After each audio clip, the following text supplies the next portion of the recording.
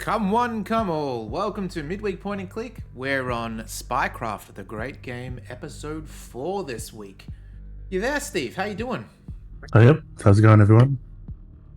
I'm doing real well. I had a haircut today and I had a shave today, and I've looked the youngest I've been in 26 years. How are things with you? How was your work week? Not too bad.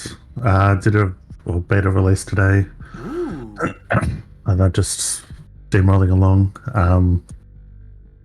Yeah, it was just work, and then finishing off leftover pizzas, and then this for today.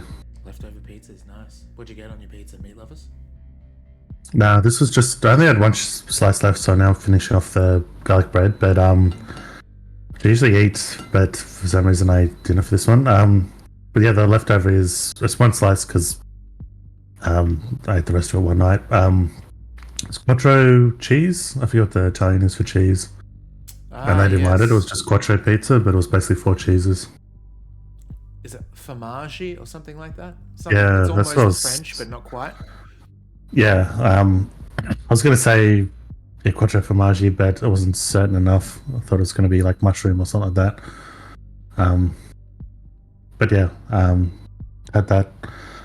There's a pub near my old work that we used to drink at after on like Friday nights. Mm-hmm. And one stage they ordered pizza at this pub because we were staying there for a while and make sure everyone's fed up. And yeah, they ordered a quattro pizza from there. That's the first one I had, and it was absolutely delicious. And I've been chasing that dragon ever since, but no one else does the 4 cheeses as well as this place did. It's weird because, like, I would normally say that a cheese pizza is a pizza for children, but adding the 4 types of cheese adds a little bit of variety to it. I think it was one of them. It's also strong cheese. It's not like a cheesy pizza. Mm-hmm. It's like it's got that bite to it, like it bites back.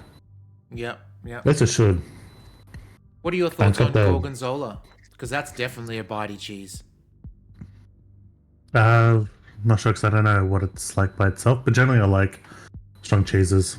I was gonna say like the 4 cheeses is like something I talked about talking to a fondue chef where he talked about like you have the really really strong cheese and you have 2 backups, 2 other cheeses that are kind of strong but complement it, but a little bit milder. So I think that's what the 4 cheeses is like. It's basically just a very strong cheese that children generally wouldn't like. Okay. And the other cheeses mellow it out a bit. Yeah. No, that sounds good. I'd smash that for sure. And like, don't get the impression that I wouldn't like a cheese pizza because it is for children, but it's it's delicious. All pizza's good pizza unless it's frozen, I say, because I've never found a good frozen pizza yet, and they always come off. It almost tastes like the freezer, if that makes sense. You can tell. Like, I don't think there's a scenario where someone could serve me a fresh pizza and a frozen pizza together, and I could not pick the right one. You know. Yeah. And like one of the cheeses is usually like feta, so that's like a non-children's cheese, and it's also got a unique texture. It's not just cheese. Yeah, I don't mind the old feta. All right, so this week, do you want to give the recap, Steve? Oh, before we even begin with the recap, one of the things after the last episode, I think we should have up is a walkthrough just for not for the story points, but for the more UI situations, because last time we sort of got caught because we didn't know how to get to a particular place in all the documentation that's in the game. Yeah. So maybe having something like that handy and just, I mean, you've finished the game before, so you know exactly what's what, but to have it as a backup just so we can progress would be awesome. Yeah, because we got stuck last time because like I haven't finished it since I was little, and the clue I remember getting stuck on, I remember this time where it is, but once we got that clue, because we hadn't explored the UI that much, we still got stuck after that. Yeah, exactly. It was like, check my records in my dossier or something, and it's like, I don't even know who you. I've never even spoken to you. Where are we going to find that? But after some digging, we found it. Yeah. Yeah, because there's basically no search functionality, so you've got to go through the organizational charts and go like I think it was about 3 degrees of separation that we had to follow to actually get to this person's file. Totally. And even like then, when we website. brought up his main profile, it was like a little hidden link. Not hidden per se, but it was kind of a small link in one corner that takes you to exactly what he's referring to, which was the address of where they're keeping. Actually, I'm encroaching on your territory here, but where they're keeping Birdsong, which was where we're up to. Yeah. So, do you want to give a quick recap, Steve, of what we did? Yeah, so a lot of it was that. We finished the interrogation. You wanted to call it Birdsong because there's something similar, but a Raven, I think her name is. But Yeah, she's Raven. yeah. So we finished the interrogation. We didn't have to torture her like I think I've done before. I know I've done at least once, which was bad because I was going to make the joke, like when we got to like cranking it up, to ask if anyone else had a hard on. Oh, Jesus. But yeah, so the mini game I guess that we missed is you're questioning her and she's telling you to F off, and you have to raise the voltage. But if you go the voltage too high, she has a cardiac arrest, and so you've got to raise the voltage without hitting her too hard. But very similar to the Milgram experiment, it's just her acting like she's being electrocuted. Yeah, so we missed that. For some reason, we missed because I know there's a game of Shanghai in this game, and we missed that. It's a floppy disk that was supposed to be dumped on our desk with a bunch of other stuff. We either missed it, and when you miss it, it goes away, or it's been taken out of this version of the game. But yeah, those are the two we missed, or the two games we've sort of missed. But yeah, so we did that with got information from her that's unlocked a bunch of things, but then our sort of spy, one of our assets, Birdsong, has been kidnapped, and we spent ages trying to find out. That's the way we got stuck, is to try to identify who did it and where they will be. We're now at that point. We're up to the point where we're trying to guide a SWAT team to extract Birdsong. Exactly. And so there's this little mini game that we fail, I guess, because there's I don't know, in their universe there's a reason for it, I guess, but we can do a scan of the building, and each time we use the scan, the cops get closer and closer to where we are because we're kind of doing it undercover. So it's kind of like the snake eater thing, that if you get caught behind enemy lines and doing this, you're on your own sort of scenario. So we got caught because I think, Steve, you thought we used it 4 times. So Yeah, because I kept saying not to use it, and I think he used it multiple times on the same floor. He's supposed to memorize where the hotspots are, but then that's the weird thing, is that you use this motion sensor and it shows you where the bad guys are. But then there's all the other rooms have people in it, they have civilians in it. Yeah. Which makes me wonder what you're supposed to do. Because I remember as a kid, I think I went in like attacking certain rooms. I think you avoided that because of they kept saying not to do that. I think I was like trying to be stealthy, but I wasn't avoiding completely bombing rooms. Yeah, because there was a throwaway line saying that we want to go in quietly and not create a firefight kind of thing. But I can't see how you would do that. Like I think I played this game like the second or third time I played it when I was little. I knew exactly where he was, so I just go straight to it. Even then, I couldn't do it completely quietly. Yeah. So you gotta go blow through one of the rooms, but yeah, I don't know how you do it. Well, the way it is, like as a kid, I remembered because you can't get into those other rooms where there's civilians, so you can't like sneak around and do the optical thing for each single room. So I don't know how you do it. So I've got a pen and paper that I'm going to actually draw out the room. I'm going to do the scan once and then sort of color it in a little bit, so give us a little bit more, freedom. Though I also thought another thing. I think the building itself is 2 floors in total. In fact, let's go there. I'll start the game now. Let me shut off. That's 3. So we come in on the mid floor. There's a basement and a second floor. Okay. So if what I remember, so here's the basement, which we didn't go down to, contains the phone line that the other guy can cut. Oh. Okay. And then that's so. But I don't know if you can even get to the phone line without alerting anyone. But that's one of the things, and that's I think the one thing I probably don't remember because I never really, after cutting it the first time, I never really did it because you didn't need to. Okay. Well, I might try that anyway. I think one of the things though, if I'm thinking like the dev, kill kneecaps is what we want to load. It saves it here. Cool. If I'm thinking like the devs, I don't think it's going to be on the floor that we come in on. Hmm. Just a gut feeling, because why would they ever do that? So I'm going to explore the other 2 levels. Don't really think about the other floors. Speaking of that, Verdant Tree, welcome in, by the way. Let's play your little sound alert again, because it is glorious.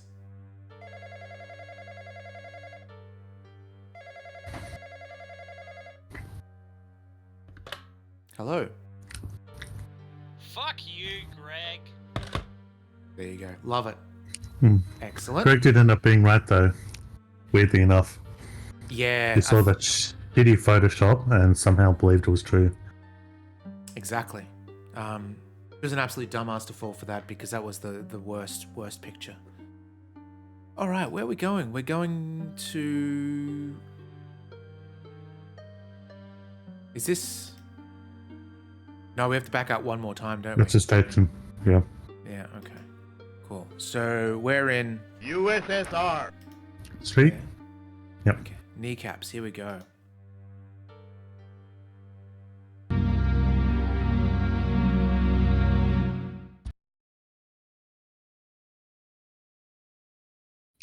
It's having a load, I think, now.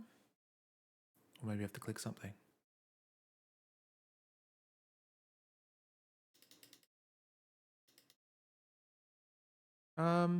Just turn to an O for one of those buttons. Everyone? Oh, yeah. Yeah, it must be GPS. Oh, the pan flute is back. Hmm. Intelsat link initiated. Alright, so here's our floor plan.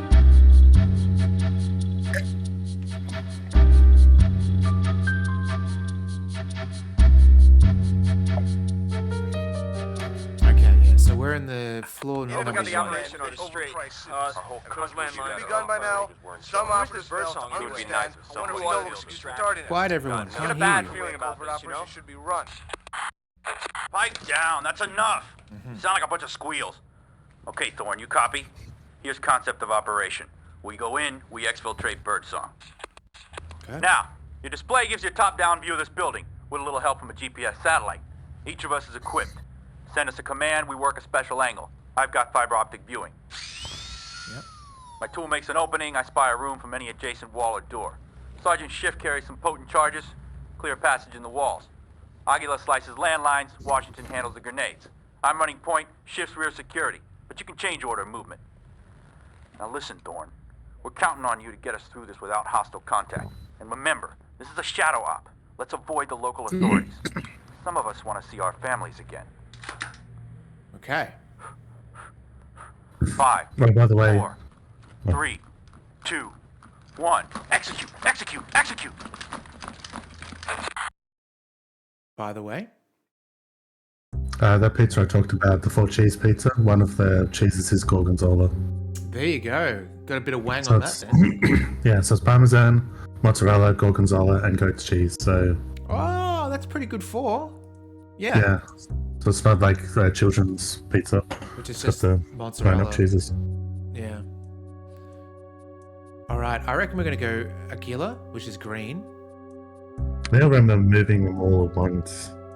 If you might as well just, Can we even select them all? I think Oh, so. we can. Yeah. Sweet. Okay, cool. We're going to the basement. That's not... Oh, no, they're there. Sweet. This room's secure and empty, over. Thorne, you copy? I'm near the furnace. It's like a sauna down here. All right. So, first things first, I'm going to draw the basement. Hey, Thorne, what kind of motion we got, over? He's just asking us to... Yeah, it's prompted us to do it. Okay, pretty symmetrical. Do a little thin one up there. And a thin one at the bottom. And there's little rooms. I guess these rooms don't really count though, in between. So we're going to do the motion sensor. Damn, I was afraid those scans might tip our hand. Okay, so it didn't even work. No? No, I think there's just no one down there. Okay, cool. That's good for us. Let's get old Henderson to drill.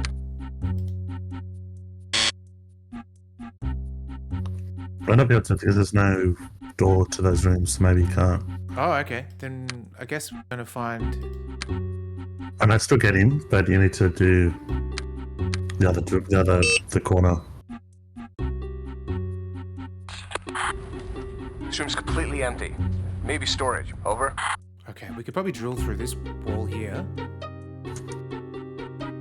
Blue.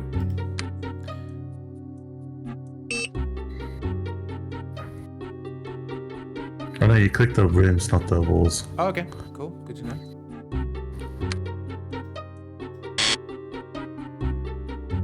Guess not. Oh. Okay. All clear. Over. Okay, cool.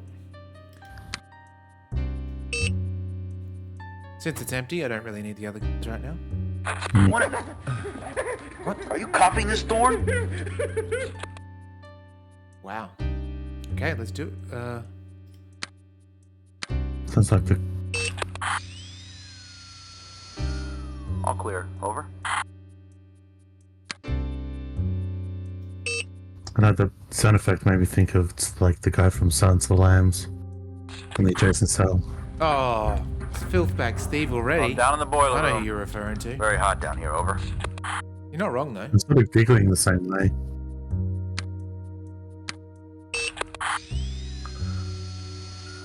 All clear. Over. Okay.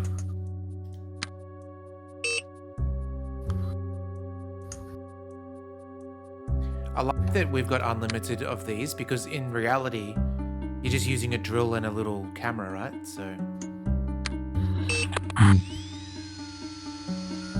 All clear. Over. Well, that's interesting, Steve, because we've checked all the rooms.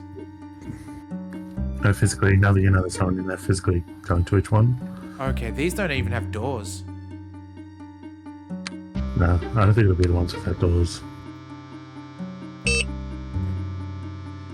Actually, you can go here. Oh no, we have to wait until... Thorn, you copy? I'm near the furnace.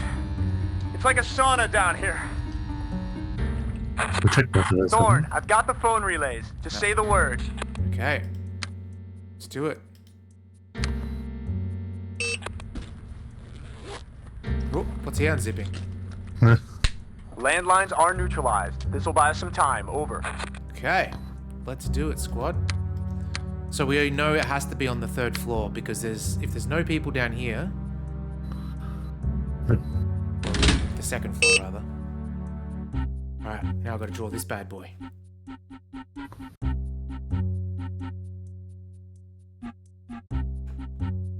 Alright. Oh man, there's so many rooms.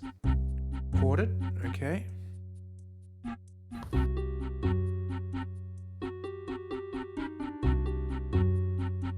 And this one is broken in between. Door here. Door here. Door there. Okay, it's symmetrical again.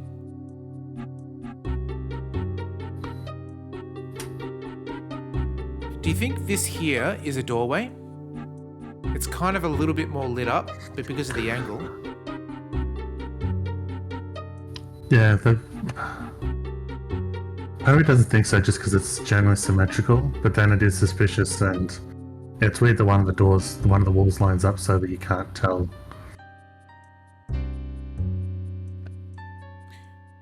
Okay, and a lot of these doors are already open anyway, right? We could just walk in. That's my understanding, or... Yeah. Okay, and that last room. Yeah, I think I've got it. So, what I'm thinking is we'll do one blast of the motion scan, and then I'll determine which rooms have people in it with X. Yep. Shit, Thorn. The damn lights flickered again. Oh shit! Did you see which room's at the bottom, Steve? It's just 2 big rooms. Because I got these 2, but I didn't get it. Is it all these? It's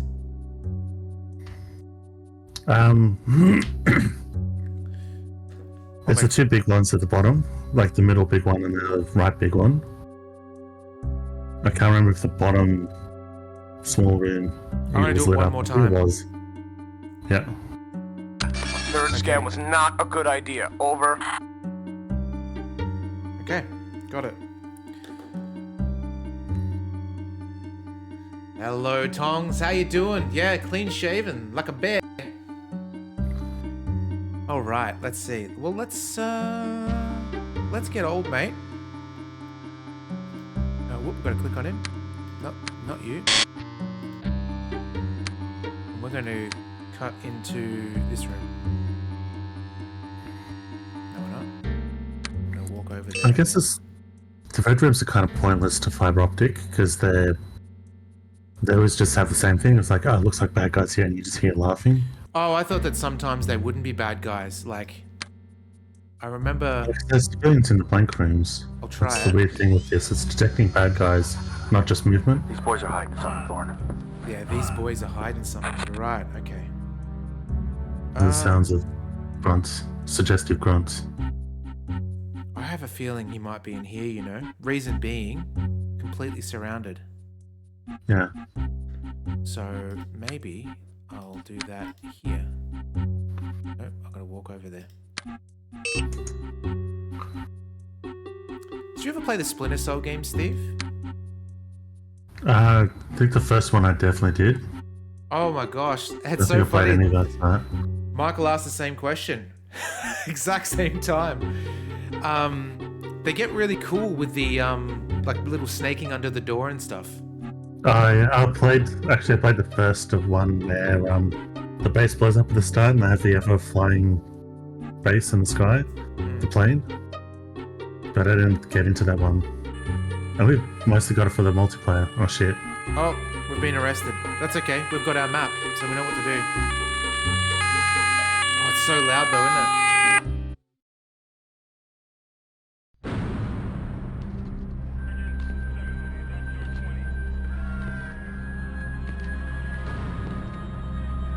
Oh, good. That was just our reconnaissance anyway.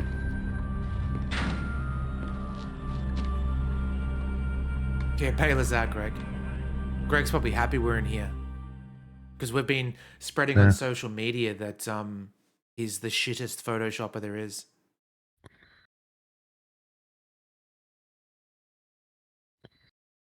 Alright. Let me quick check something.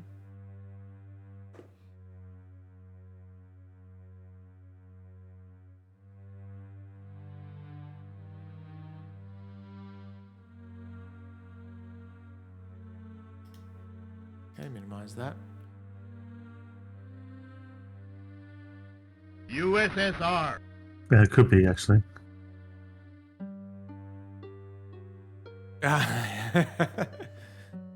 Four streams. Yeah. The worst is we have to listen to that same dialogue over and over again. I don't know if we can skip it. But we know we can send young bloke downstairs to cut the phone lines immediately and then send him back upstairs after the fact. Oh, wouldn't it suck if it was randomized each time? Yeah. I'll make this replayable at least, but yeah. Hope I got the operation on straight. Cause landline begun by now. Some operators failed to understand. I wonder who knows excuse for tardiness. I get a bad feeling about this, you know? Should be run. Pipe down, that's enough. You sound I like was a trying bunch to of squeals. isolate just one of the voices to Thorne, see you if copy? what they were talking Here's about made concept sense, of operation. but it didn't really We make go sense. in, we exfiltrate birdsong. Now, your display gives you a top-down view of this building with a little help from a GPS satellite. Each of us is equipped. Send us a command, we work a special angle. I've got fiber optic viewing. My tool makes an opening, I spy a room from any adjacent wall or door. Sergeant Schiff carries some potent Like a charges, dentist drill, Steve? clear passage in the walls. No, not at Aguila all. slices landlines, Washington handles the grenades. I'm Yeah? running point, No one Schiff's does rear it? security. It's fine. But you can change order of movement. Now listen, Thorne. We're counting on you to get us through this without hostile contact. And remember, this is a shadow op. Let's avoid the local authorities. Some of us want to see our families again. I wonder if we can save here. Probably can't. 5, 4, 3, 2, 1. Execute! Execute! Execute! I don't even think this Is game that- is like one that you can just escape and save either. What does escape do? Absolutely nothing. Okay, so you This- going to the basement. You're going here. you seen a movie called The Marathon Man? I can't see a thing. Over. Marathon Man. No, I don't think so. Thorne, Dustin you Hoffman? copy? I'm near the furnace. It's like a sauna down here. I don't know if I should spoil Thorne, it. I've People got the haven't watched it phone anyway, relays. but Just say the word. there's one that started and my mum's gone, oh, this used to scare me as a kid, blah blah, and I've gone, yeah, because I thought it could be piss weak, and Landlines are neutralized. This will buy us some time. Over. but there's a scene because it involves there's like a Nazi doctor who got away from the repercussions of World War II, and he was working as a dentist in America. And things conspire so that it's like a spy thing but this guy who's completely innocent, Dustin Hoffman, Hey, who Thorne. runs What kind of motion we marathons, got, over? hence the Marathon Man. They think he's got information about something, so at one stage this Nazi doctor has him in his dentist chair and he starts drilling into his teeth to torture him to try to get the information out of him. So that's already just nasty. Like, there was one of those things where I didn't believe my mum, and it's like, that's actually kind of really bad.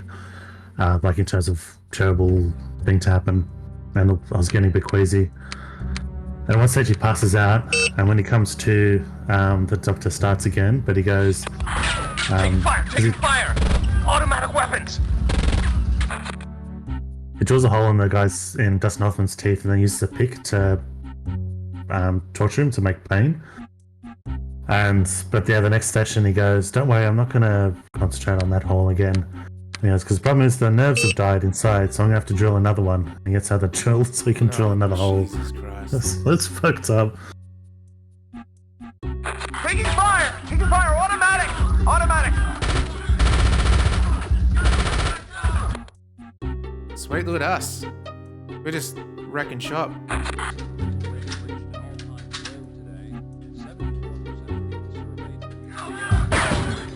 Thorne, I'm taking fire! Repeat! I'm taking fire!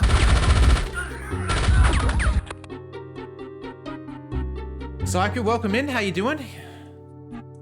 Hopefully you had a grand old sleep. Can we get a Scooby-Ooh? Let me snooze this ad. Snooze. Alright, so we...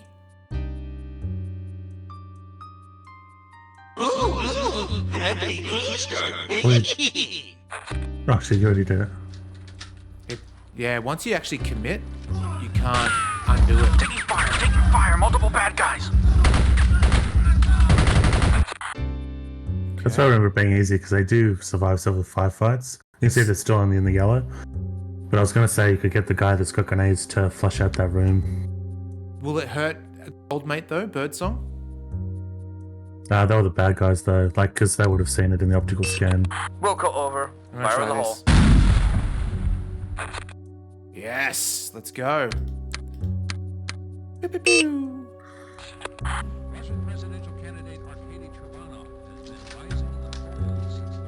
Yeehaw! Automatic fire! 3 bad guys up front! 3 bad guys!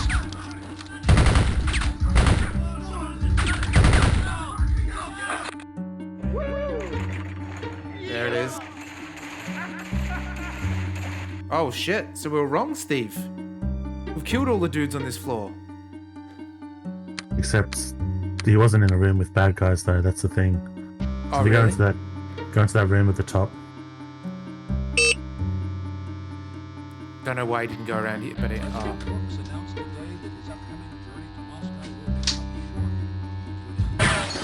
Taking fire! Multiple Oh, bad jeez. guys!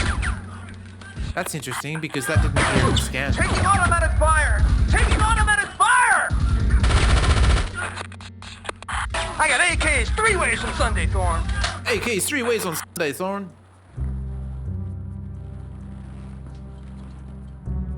I think we did it. Taking fire! Taking fire! Was it a bit of a load or something? Ah! Oh, I'm hit. dead. Oh, we did it. Fact-checking division. Thorne, I want you to know I'm violating my own policy by doing this over voicemail. There's no nice way to say it, so I'll just say it. You're off the team. What? We're Yeah, just still failed. Frankly, he's not the only one. I was the frustrated fucking with your team. Performance. I don't need to tell you what's riding on this. You've jeopardized delicate operations and the lives of many good people. We can't have that. Your lack of performance won't matter where you're headed. I've assigned you as liaison to the Fucking good luck, CIA guys. Do it World yourself then. Fact Book. Clear out your office by noon tomorrow and report to the fact book. I think the other ending is for when you get caught, as opposed to this is you didn't get caught, but you killed off your team. That's insane. Okay. Can you answer this, Steve? If I throw a grenade in that room, is it going to kill Birdsong? Yeah, if you grenade the wrong room, it's going to kill Birdsong. But Okay, so maybe it's just the amount of rooms that you yeah, like their health, similar to Resident Evil, their health was going down via the heartbeat indicators. Okay. Yeah, Greg's going to take over our position. USSR. Okay. Back to steal, killing kneecaps. It was terribly unlucky because like we gave you tons of health because you like wiped out almost everyone on that floor before the final thing. You know, one of the things I've noticed as I've gotten older, Steve? What's that? I've got a little silver streak in my hair now. I Oh, feel really? like that wasn't there yesterday. That was me since I was 14. Yeah, that's genetic from your mum though, right? She went grey young. Both sides. His dad went young, very young as well. Oh, that's right. I remember you you used to tease him and say liquid paper. Oh yeah. And then I copped it anyway. Oh, that was no, yeah. karma. That was Yeah.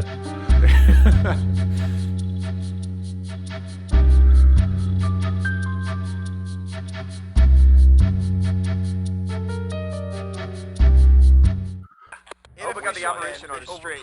all right. Third time's a charm. By now. I might. Should I guide you for this one? Oh, didn't we? Don't. It's all the same, so I won't even touch the people at the bottom. I'll just go through the first door. You sound like a bunch of squeals.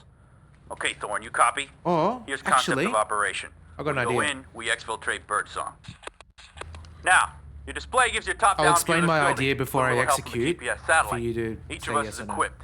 Send us a command, we work a special angle. Also, I've do got we need fiber to optic cut the viewing. phone line? Is that a necessity? My tool makes an opening, I spy a room. I think when you know where he is, Wall you is don't door. necessarily need to. You Sergeant might as Schiff well do carries it. some potent charges. The Clear right way passage in the keep walls. following this. Aguila slices landlines, Washington handles the grenades. I'm Can't running believe they point kicked us Because we off the do- team security. when we did Change everything. order movement. Except we Now listen, killed Thorne. like 4 guys. We're counting on Fuck you to those get us And out also of tipped them off that contact. And we knew remember, where Birdsong this is was. a shadow op. Let's avoid the local authorities. Some of us want to see our families again. 5, Yeah, so get the 4, 3, 2, 1. Execute! Execute! Execute! Execute. so Execute. get the green guy to go cut the phone lines. Yep.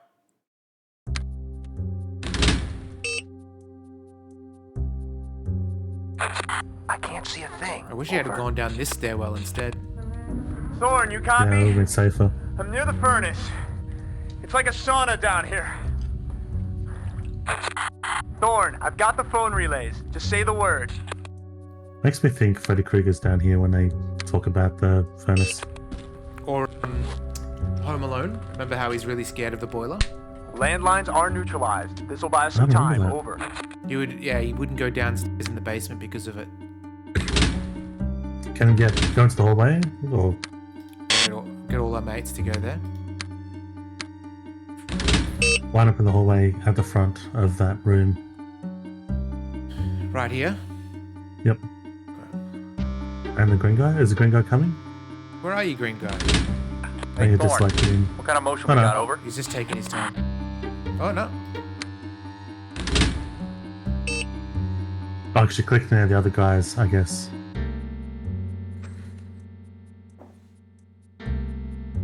Alright, move him across. Let's keep him in the hallway. Okay. Move him across here. I guess only stun grenades. Okay, get Washington to stun the room above them. Washing. Oh, Red red. guy. I forgot about him. Throw a stun grenade into this room. Yep. Roger, Get all baby. you guys to go in there. I can't see a thing. Over. Over. What? And then move up to the top room. Right. So nice and fresh. Haven't been shot at yet. Yeah, full health. Taking fire! Taking fire! Automatic! Don't need a blue Automatic! herb in case we get poisoned. It's Birdsong. I've got him. We did it, Thorn. Hell yeah. You win.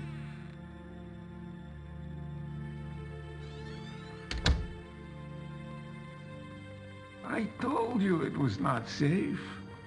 They called me to the meeting, then knocked me over the head. They never even saw my contact. When I awoke here, they tortured me. They forced me to reveal information about our warheads.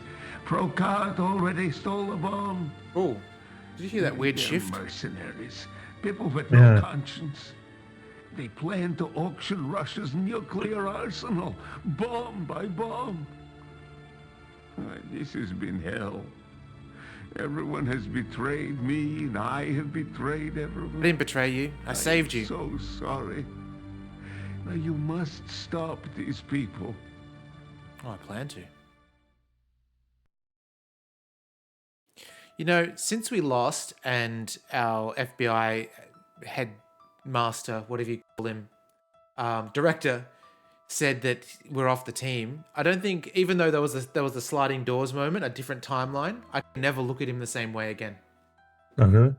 Yeah, what an asshole. All right, let's go to the It's station. fair enough. I mean, we really fucked up. Oh, but no, Well, like, not in terms of the mistake we made wasn't that big, but yeah, wiping out 4 guys and then losing our lead. I mean, if they were better shots, you know?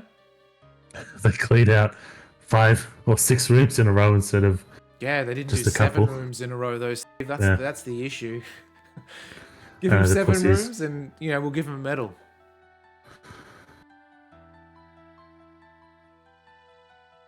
Clearly, their fault. Exactly.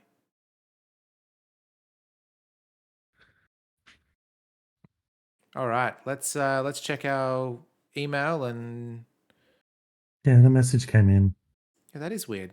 Let's go to our. Case Officer Bleep bloop. Thorne, welcome to Interlink. Oh, we can try reporting. See what that does. Opening email gateway. Team, I am continuing with the Eagle Shield assignment. Assess threat to President Brooks. Ensure the safe signing of End Denuclearization Treaty. There is no new intelligence to report at this time. Maybe Message sent. I'm sending it. Oh, should I You send get it? anything back? Oh, No, we sent it. You Okay. did send it. that's fine. No one's responding. I was like, yeah, okay. Yeah, see, look how rude they are. They're not even responding, and we're the team that's solving all the shit. Although you think we would have something to report, the fact that we got Birdsong. Maybe we need to go see. I'm wondering if we'll probably save it anyway because I think we have. We probably don't want to do that again. Oh, true. I'm wondering whether to go to Washington. I might be waiting for us to go there before things tick off or start popping off. Yeah. Okay.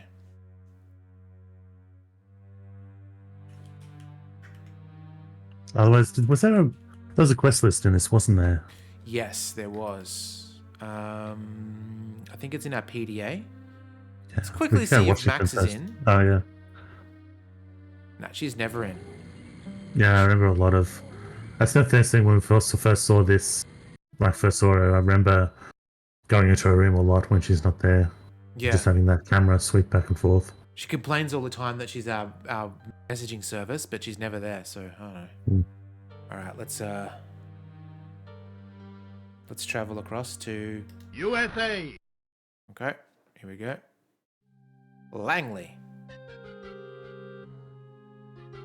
Oh man, I love the music. And maybe we do need to look at our quest log. Alright, let's PDA it, Case Officer and Thorne. is it Weblink? Welcome to Interlink. No, that's going online. That's Crash City. Where was it? Controlled access authenticated. That's not it. Yeah, maybe CIA. It could be the authorized section of this. So go CIA. Oh, and then our Welcome to the authorized central access. Power play compartment Artie access. Fine's in the house. How you doing? Speaking of PDAs, I remember working at Circuit City. We never had a Circuit City. I'm guessing that's like J-Car. When we first got the Palm Pilot, we had a phone feature built in. We thought it was a bit silly and extravagant to have a phone built into a PDA. Now you feel ancient. Tandies, yeah, we did have Tandies. You're right. No, I don't think this is it, Steve, from memory. Like, I remember seeing it, but... Yeah, maybe it's... It has to be one of the apps then. Yeah, maybe it is an app, actually. We'll close the PDA and go to the computer. I can't think of Interlink? which app, though. No. No, it's just that PDA again.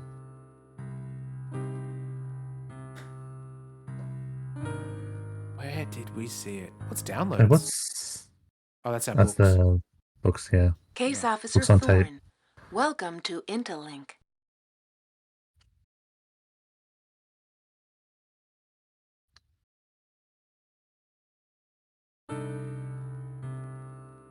What's security model again? Security model. Oh, that's the rooms, the access to the gun. Oh, right. Yep. Capital City? Circuit City was the predecessor to Best Buy. Okay. We don't have a Best Buy either. Yeah, Our it doesn't Best help too Buy much. is JB Hi-Fi is what it's called. Same color scheme and everything. Okay. Is it... It's not something in our briefcase, maybe? Nah, that wouldn't be right. What's that? Oh, that's the post-it note. What's that? It's the photo we got the... Yeah, That's right, yeah. nice photo. Do you think Good if we had have torture her. used this head, she would have remembered that photo? Probably. Well, the problem is that's the one of the ones where he's got a smoke in his mouth, and the photo had a smoke in his hand. So that'd be the one where he's double fisting smokes. What's that one? Oh, that's our cipher. Okay. Oh, we need the book. That's right. We've got a cipher that we have to work out too. Oh, is it still one? Yeah, it was the one where it used Bible verses in the bullet board service kind of thing. I thought we got that one. I thought that was we bought the books, because that's why we bought the books from that online You're service. right. Yes. Okay. Yep. How do we get there? I'm gonna go back to USSR. and then we'll see if there's anything here. I'll just go to all the locations.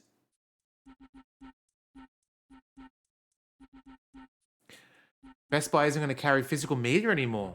They were your favorite. Oh, so our CD place, I don't know, Michael would remember this, or maybe he would.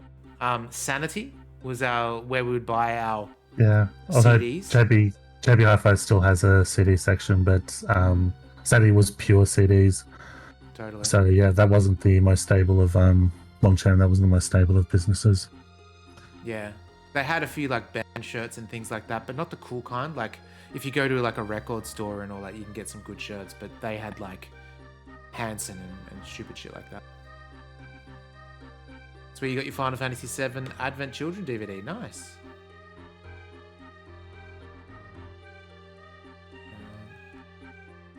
Tower Records. I remember that. Oh no, the movie was Empire Records. That was good anyway.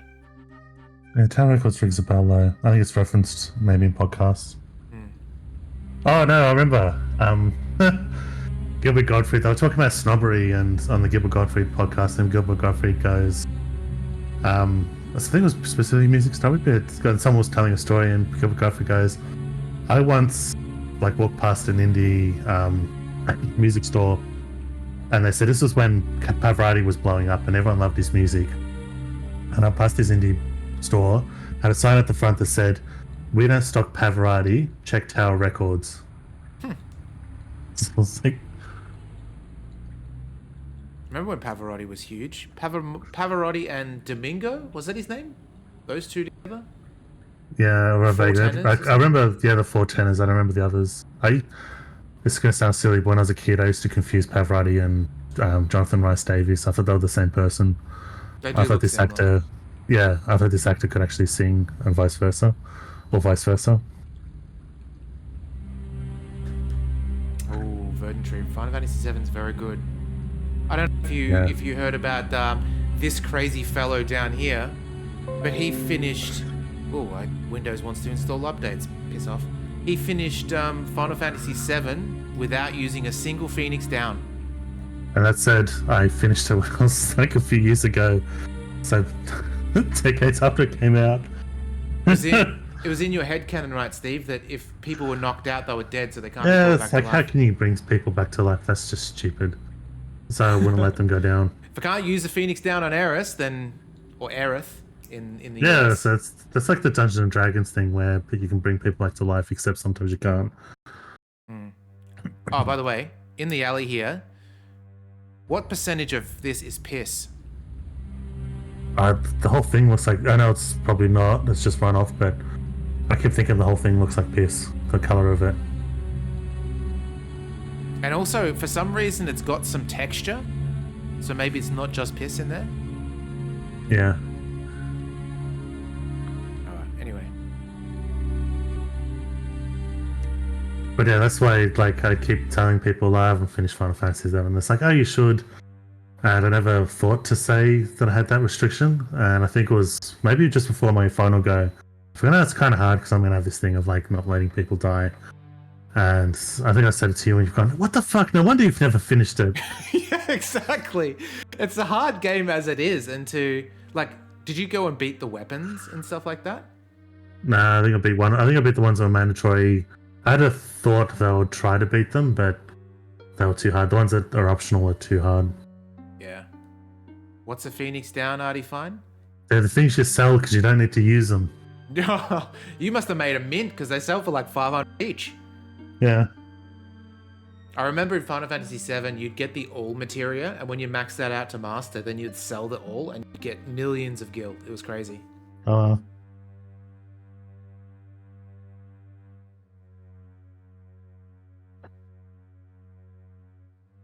All right, let's see. Let's go. We've already checked Pearson. We've already checked Foster. Let's go into the bullpen.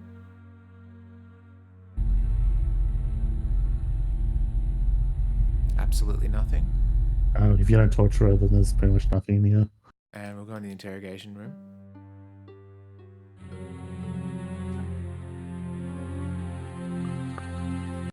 All right, we are officially stuck. If I hit back, let's hit back a couple of times.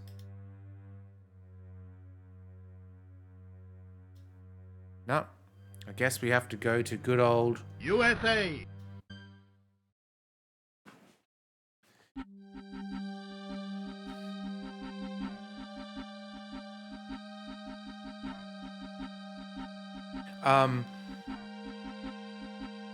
Final Fantasy Remake is very good.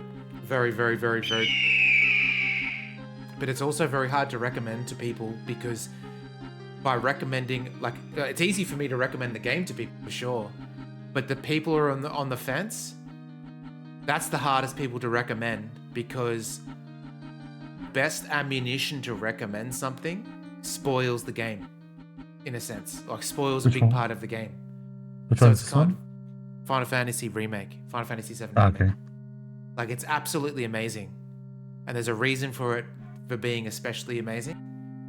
But if I told you why it's amazing, then it would spoil some of the game for you in a different way. Like, it's so... For those that have played it and finished it may know what I'm talking about, but for those that haven't, then you're just gonna... It's more of a gut faith. Like, if I said to you, Steve, you have to finish it because I can't say anything else other than just because, trust me. You know? Yeah. Where is... Let's look... Okay, so go to the computer. Okay. Can you go back to that ProCat file? ProCat. ProCat is that... Oh, shit. It might be somewhere in Interlink. Case Officer Thorne, controlled access authentic. Oh Welcome. yeah, it would be in here. Power play compartment accessed. You'd think. Yeah, top left, top right. Top right. Oh, yeah, ProCat, yeah. Linking to Office Kneecaps. of Information Resources. Archives are available.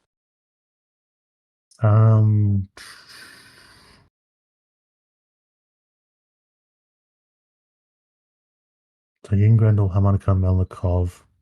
Is Melnikov a bad guy? Novikov is... I think he's the guy that looks kind of a little bit like the Tootsie guy. What's his name? What's his name? and he's in the dad in Meet the Fockers. Wait, that's Al Pacino, isn't it? No. Oh no, the other dad. What's his name? That's Dustin Hoffman. Dustin Hoffman, yeah. He's kind of like Dustin Hoffman with Tim Curry. Like, is the love child of those two. Let's see if I'm right. Oh no, he is the Nikolai. Okay, who am I thinking of then? No. Okay, maybe do ProCat file because that's all bad guys. Oh, that's just text. Oh, you mean go back one even more? Oh no, go back to ProCat. Maybe ProCat file large. There's something I'm looking for. Oh, okay, yeah, large. Okay. Level. Critic. David Alt, Office of European, blah blah blah. Continue. Oh, that's horrible colored text over the brown background. Yeah. It's trying to emulate web, I guess. Okay, so yeah, we see that middle bit. The reason security was invalid. 3 years ago, I tracked Malenkov to Thailand and witnessed his death with a British MI6 agent officer named John Blake. That's right. Operation Paw Print, but we never clicked John Blake's. He might have someone who knows information. John Blake, let's see. Blade, Gilgamesh. Speaking of Final Fantasy, Gilgamesh was one of the summons. Retired, Associate British CIA, Derek Chen, Nobel Prize winner. Okay. And that is something that we might be able to use in there. Associate of... It's fucking hard to read, Steve, I tell you. Okay, oh yeah, it would be. Okay, so look at address. It's a phone number. Yep. We're going to find it at our desk. Better write this bad boy down. I've got it on this walkthrough. Oh, beautiful. So I can read it out. Okay, excellent. I think that's another case where they would have stumped us, but when you're playing not on stream, you're sort of looking through everything. Mm-hmm. And you're sort of jumping at the opportunity to call someone. Let's see. Let's catch up and chat for a quick second. Oh, okay. Fair enough. You're just talking about Final Fantasy and Kingdom Hearts. Kingdom Hearts 1, I played... In fact, I beat Kingdom Hearts 1 and 2 and enjoyed them, but then they spun off into some weird Kingdom Hearts X plus Alpha United cross children sleeping Salt Lick City and things like that. It's like, what are you talking about? Like, that's... As soon as you start going to those weird conventions, it's like, what order do I play them in? You know? I think the thing that made me most intrigued with Kingdom Hearts was, I don't see your place and someone else. I think Lennon had finished it. Mm-hmm. So it was at the end game, but you could go back and play missions. And I just remember seeing all the stuff you could do. Because I think, remember, one of them was you could fight the demon from Night on Bald Mountain, Fantasia. Oh, okay. But it wasn't just that, and there was the other big boss fight was Fearoth, but I just remember you could do so much stuff, and it's like, oh, it's fine. But then when I tried it on the emulator, the way it starts off is so slow paced. With the collect these types of coconuts games and shit before you even take off, yeah. And it beat me I jumped out pretty quickly. It does have an absolute banging theme though, like Dearly Beloved is beautiful. It's so good. One of the things about Kingdom Hearts 2, the end boss was so tricky for me because I'm not really good at button mashing. I lose my rhythm as soon as I start thinking about it. And one of the forms, because it has 8 different forms, is a button mashing form. It was so difficult. Okay. I'm just going to click on Operation Paw Print again. Okay.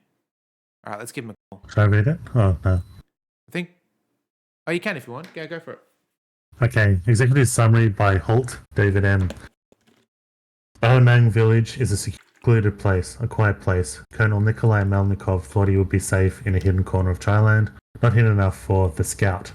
Excuse my lack of humility, but Melnikov must have become sloppy near the end. I had him cornered, ready to bring him for a United Nations tribunal. Someone had other plans. As you know, we were ordered to land at an old CIA airstrip. Prince lead operative was John Blake of 6. He and Melnikov had a past dating back to the war in Afghanistan. I should have known something was up. Under cover of darkness, we entered without incident. This is when there was just one single war in Afghanistan. You would know, so you'd know what they're talking about. Yep. Under cover of darkness, we entered without incident and camped for the night in one of the many nearby caves.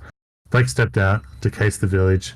He said, later, I later discovered he was going to set the bomb in Melnikov's car.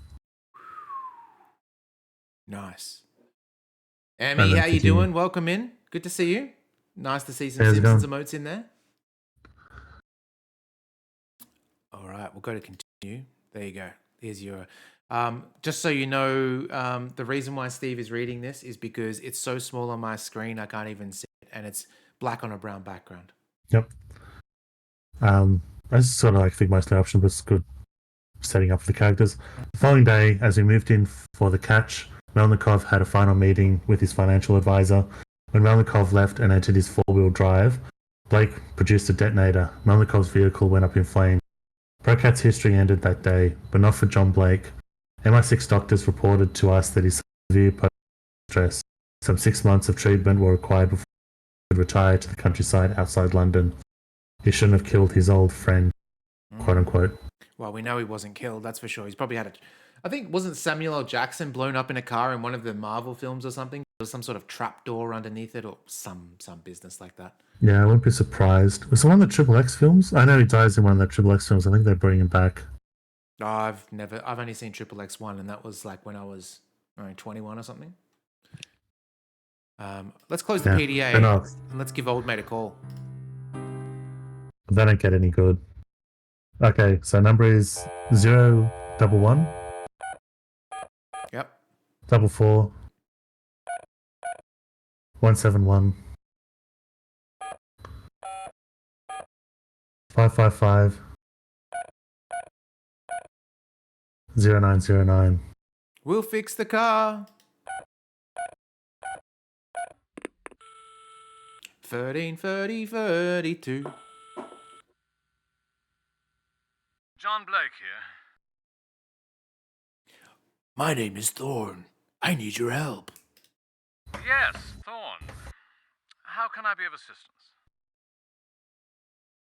We need to talk about Procat. Procat? I thought the agency closed the books on them. Why the new interest? All right, let's see. We'll choose your own adventure here. Oh, speaking of, I just want to talk about something real quick. Are you there? Hey, give me some That's time. a good touch. Oh, did he hang up? He hung up. Oh, Looks like you got a flag by the sweat of your pants for this one. bastard. Never to type the international number again. Yeah, speed dial or what is it? To have that? No, not speed dial. What do you Like call last it? call, lifestyle. Yeah, that's whatever the it's one. called. Yeah. Got to call it Redial. again. All right, before we do that, let me tell you about last weekend. So I went to the theater. Lisa and I went and saw a play. A play? Yeah, kind of. I guess it's a play. It was a choose your own adventure play, which was really, really cool. So basically, yeah, and it's interactive in the sense that you can't interact with the actors. I mean, you could, but you'd get kicked out if you did. They go on about their business and you're just sort of like a fly on the wall trying to piece together who did what and all that sort of thing. But there's like a central hub. It starts in like a karaoke bar and it's got people, like it's got one girl super drunk singing, and then you've got two different conversations happening on either side of the room. You're wearing a headset so you can hear, everyone's got like a little microphone that when they're talking, not everyone, the actors. And so they're talking, but it's kind of weird because they're talking in different beats to each other. So you can hear both conversations happening at once, but in turn, if that makes sense. So anyway, when that scene's over, the lights dim and then it goes, what will you do? Will you follow John and Jane or Michael and Susie, or will you stay to investigate? And then you split off and then you go into, like, you follow the actor into their next scene. And then it's a real life F&B game. Exactly. And then you see that play out. And then from there, like maybe John and Jane went to a room where Steve and Billy were. You can then follow John and Jane again, or John, or maybe Steve and Billy. Basically what happens is you get 3 acts after the main act. So the central hub one is the karaoke bar. And then you can do 3 more scenes and then it resets, rewinds back to that time. You can either start in the karaoke bar again and then follow somebody else, or a character that you've met down the track at a different scene, they start off somewhere else. Maybe they start off in the gym instead, so then you could watch that. And then the idea is you could choose where you go, and then you could put the story together yourself at the very end. So when Lisa and I did it, we went separate ways. So we started in the hub together, and then we went and gathered all the intel and different parts of the story. And then so when it was finally, like when it was over, as we were walking to go and get a food or drink, Peter Pippo, that's what we went and got ice cream.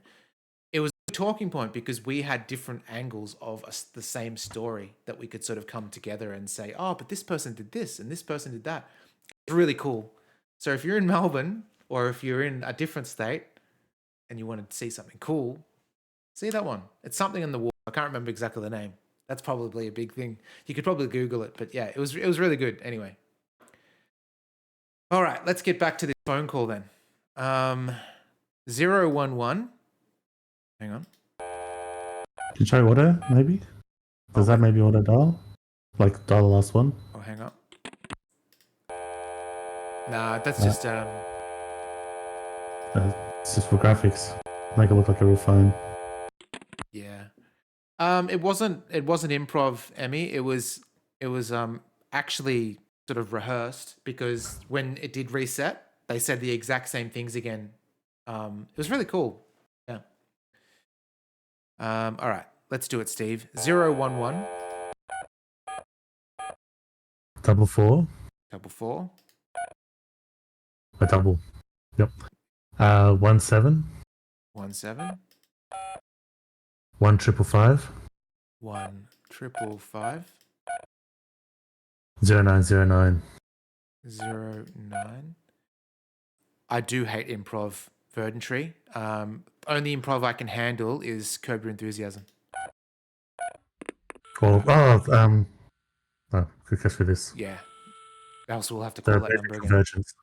John Blake here. My name is Thorne. I need your help. Yes, Thorne. How can I be of assistance? Don't hang up on me. We need to talk about Procat. Procat? I thought the agency closed the books on them. Why the new interest? Oh, which one? I just talked to David Holt about. Yes, David Holt. An excellent tracker. But alas, the boy lost his nerve at a key point in poor print. Nearly compromised the mission, I'm afraid. Just interrogated a woman. Really? Mm-hmm. Let me guess. Korean woman known by several names. Marie Cho, Ying Chong Wang, and Debbie Gibson come to mind. She's an acquisition specialist. Used to be with the Korean intelligence before Procat recruited her. Debbie Gibson? How do you know that much? I've quite a bit more data, but I can't share it over the phone. Thanks, so I can pay you a visit? Any time would be fine. I'm at home more or less all day, except for the odd trip to town for groceries or a new musical release. I'd welcome a chance to chat. Was that a mobile call? Oh no, mobiles didn't exist back then. He just hung up on me. Okay, thanks. Yes, I think because I just remember the movie Convergence had like ad-lib, which I think you liked. But Oh yes. I think here's the thing: that determines whether I like improv or not. Like Convergence, they've got a backbone of a storyline that they must follow. There's beats that they have to hit, and Curb's the same way. And as long as you're meeting those beats, it has structure. Like the Whose Line Is It Anywhere? That to me is so cringy, so much more cringy than anything that you would see of Curb Your Enthusiasm. I don't know. I think that's the most tolerable ad-lib is Whose Line Is It Anyway? Yeah, it's pretty bad. But that makes me question how much of it's ad-lib though. So, and also the other things, because I meant to tell you, I saw this YouTube clip of Patton Oswalt saying he's like pretty knowledgeable about movies, the 5 worst sci-fi movies. He went through the 5 worst sci-fi movies, and he's getting to the end of the 5 best, and got to mention it got put into the 5 best. Convergence is definitely. If you guys haven't seen Convergence, get on that. It is like and don't look up any information about it because that's what exactly, and it's like the budget is like maybe 10 grand or something, but it's worth it. It's so good. But I think I think it's a fantastic movie despite the ad-lib because I I have an issue with it. Also, that was because we watched the start of a Neil Breen film before Convergence. Yes, we did. So we're all warmed up with watching bad films, and the way Convergence starts, because it's ad-libbed, I could tell it's much better quality, but because the way the photography and just image quality as well. But then the dialogue was kind of terrible, and we started taking the piss out of it mercilessly because we're still also in that mood, jovial mood, and you got upset with us because like just give it a chance. But I think it's one of those things when you said they were ad-libbing, because okay, now I understand it's a film, they're just ad-libbing, and it totally made sense. And I said, okay, there's not much anymore because now the dialogue's so terrible, and then when you question that, I've gone, because it's like, it starts off with this girl, the actress, talking about having a cleanse because now that I know it's an LA actress ad-libbing, that makes perfect fucking sense, but she's talking minutes about about this new cleanse fad, and then that's just the most driest. But the movie's fantastic. Yeah. Let's catch up on chat. Retro scripting. Okay, I didn't know the name of that. That's good to know. Whose line ad lib? They definitely have go-to lines that they reuse. Oh, I fucking just can't stand it. Like, it reminds me of the Dan Reichert story of when he watched it. He didn't like the, as he says, fat guy. So he shot his TV with a water super soaker. Like, I would shoot my TV with a super soaker too, just watching Whose Line Is It Anyway. Absolutely love the show Auntie Donna did recently. Oh, that's that coffee one, right? Coffee shop something? I never watched it though.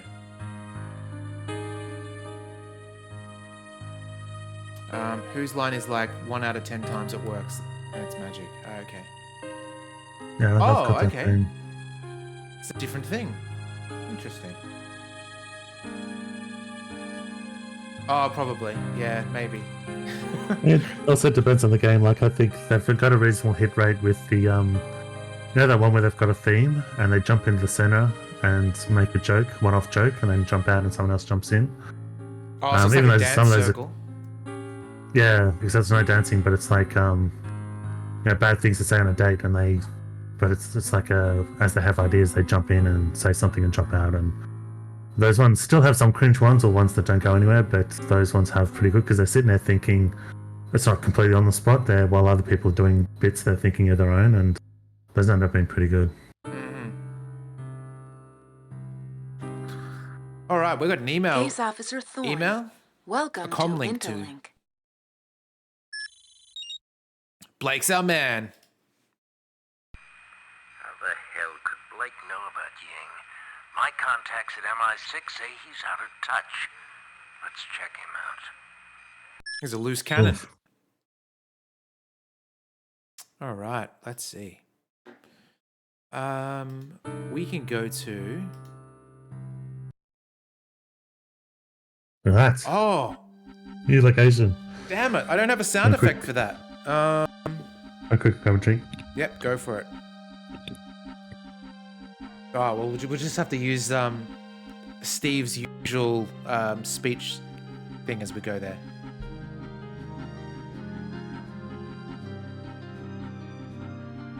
Actually, we'll wait for Steve.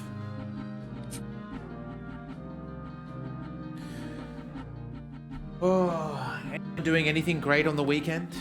I am super excited to have pizza. Haven't had it in a long time. Or maybe a calzone. Calzones are pretty good.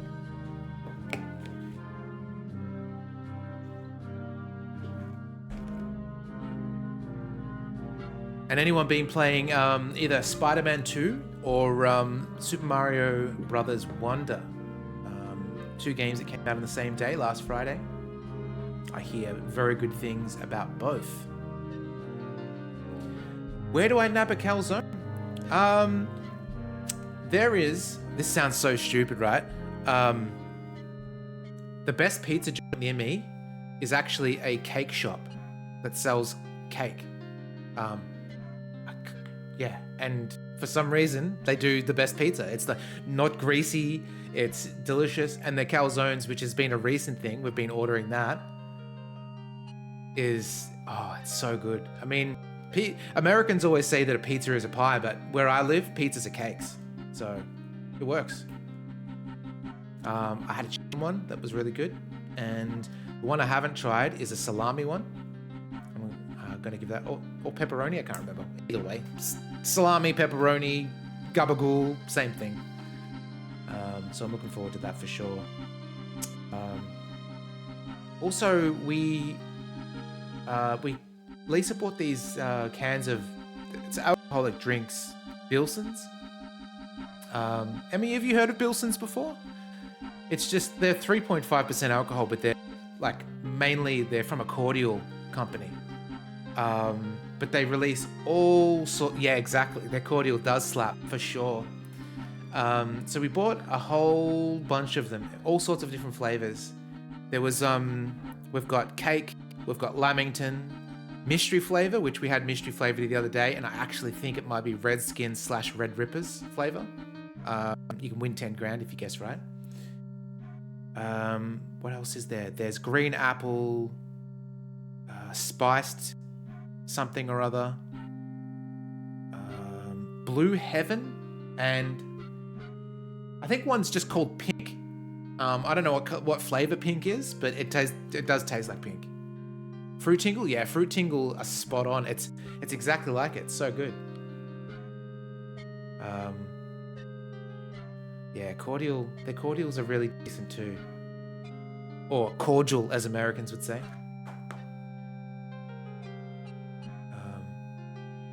Have to be cordial when you're sipping cordial. Certified, got 'em. There you go. Got 'em. Alrighty. We're off to Blake's house. Are we ready for this? Mm-hmm. What a lovely cottage. It's like, yeah, I was about to say that. Pixel hunt. Like not quite a Hobbit house, but kind of has a weird look to it. Blue. I'm in the back. Jeez, okay. Hello. I've been expecting you. Please, have a seat. He looks familiar.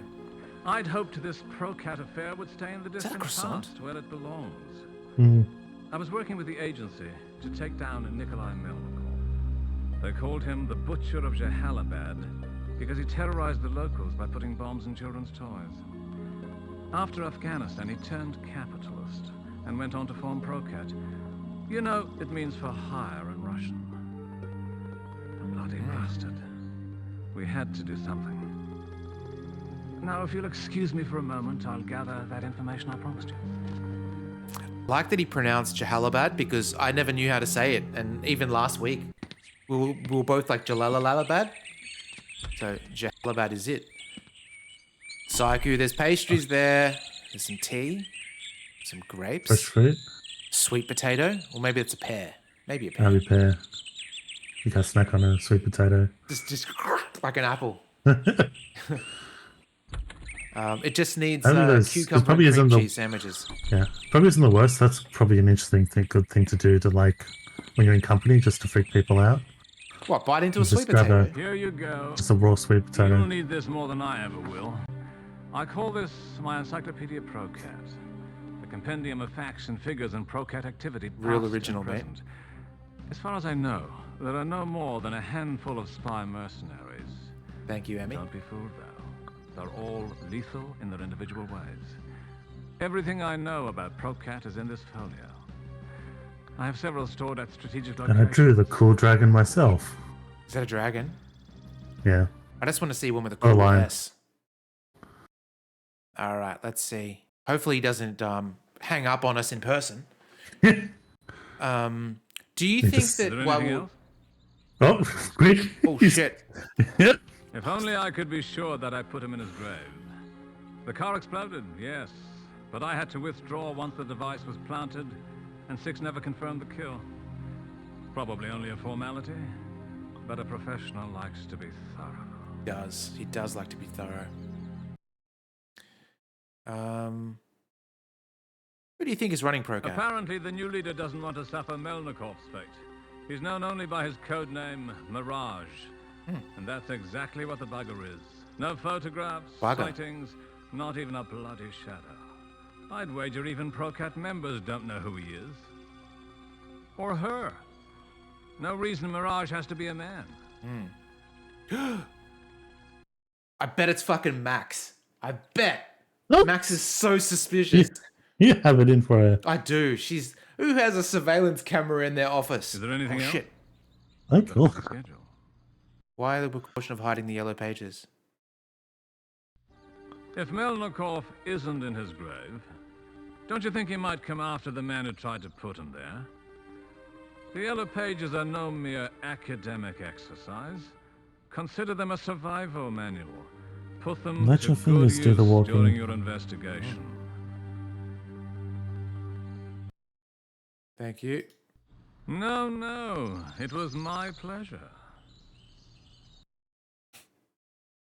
The judge was like, can you only move your face? And pretty much only his mouth too. His eyebrows never raised once. Yeah, it's like it'll help with that compression if you just keep everything but your mouth still. True. You could just have an animated GIF mouth over the top of it and we wouldn't even know the difference. Artie finds like sweet potatoes, but he's a whole lot more picky when in their preparation. Yeah, I just think a sweet potato... I don't mind it in like a roast sweet potato, but like sweet potato fries, they're never crunchy. Oh, they're kind delicious. They're just soft and shit. Like, I don't know. They're much softer inside, but they can have a crunchy, very crunchy outside. I've never had one. It's always been like, I don't know, just like biting on an ear or something. Never real crunchy, but a bit gristly kind of outside. I don't know. Ugh. Would you try save sweet potatoes with marshmallows like these folks do? I couldn't see those. I don't see a problem with it, other than I don't think those two will go together. I think it'd be like, what's that mixture recently that where you try it? It's like it's good, but it doesn't assist each other. It doesn't like, it's not greater than the sum of its parts. I don't know. Candied yam? Yeah, it's a strange concept. Case Officer Thorne, welcome to Interlink. Alright, Comlink it is. Trust no one. Is this the drunk guy? Oh, it's a bloody... I know, he's the former CIA guy. Oh, the teleprompter guy. The guy that gave us that tool about narrowing down, and he talked about if there's two people and other things and things to look for. The guy would say, Thorne, I have authorized Peter Sterling to give you access Peter Sterling's the drunk guy. to the offices of David Holt and Jamie's the Star Trek lady, Jamie Seaton, for intelligence our investigation may require. Now, let me also make the moment to stress caution, watch yourself. So to anyone new, Jamie Seaton is the, if you've seen Deep Space Nine, she's the Darbo girl that goes out with Rom. No, Rom? Yeah, Rom. All right, let's close that PDA. Let's go to USA. Here we are. We've got access to the offices now, so... In Langley? I think so. Hope so.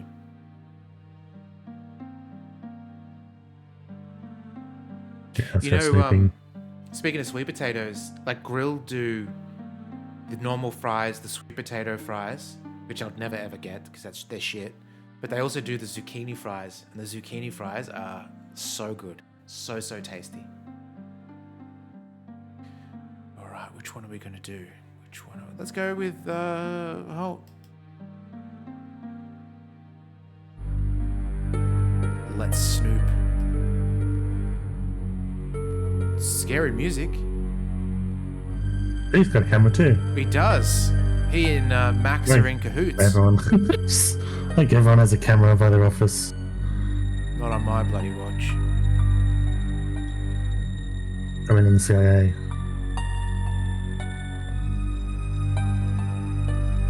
Okay, this desk.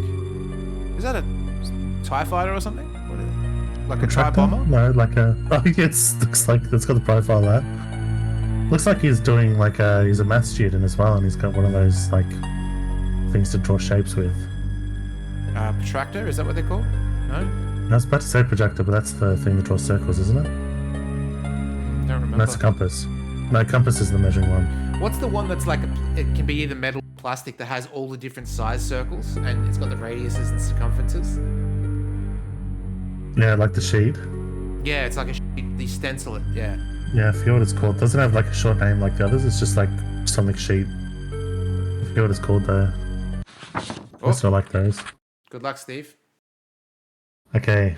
Description of conversation with Agent Birdsong, filed by Maxine Foster, your mate.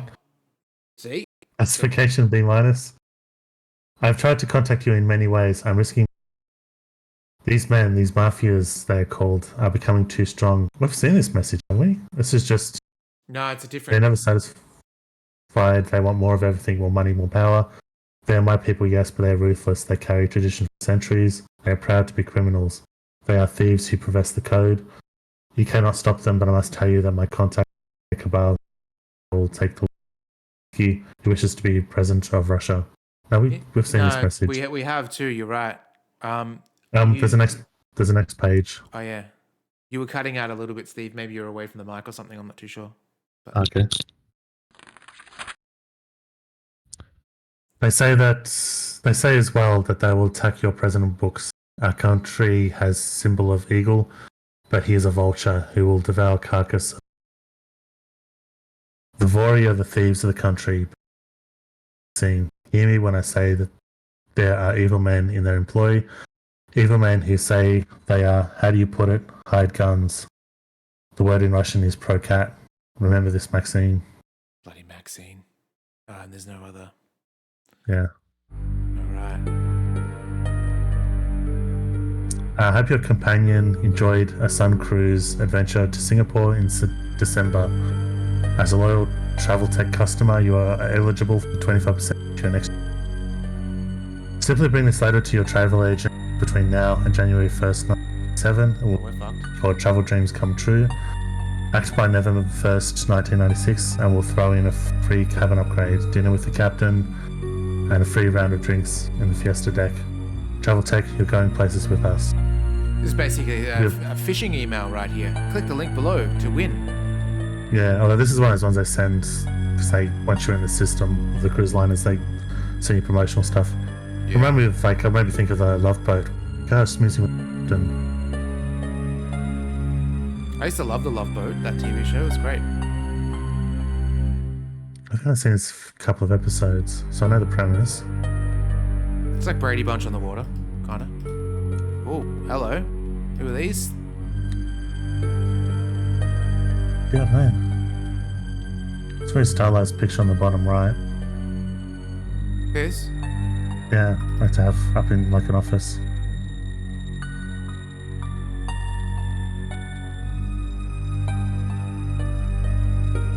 A lot more implied sex. I don't know, there's Carol and Mike did have 4,000 children. That's a lot of implied sex. Mike? It was Mike, right? Carol and Mike. Greg, Bobby, yeah, have 3 Peter, each. Cindy, Marsha.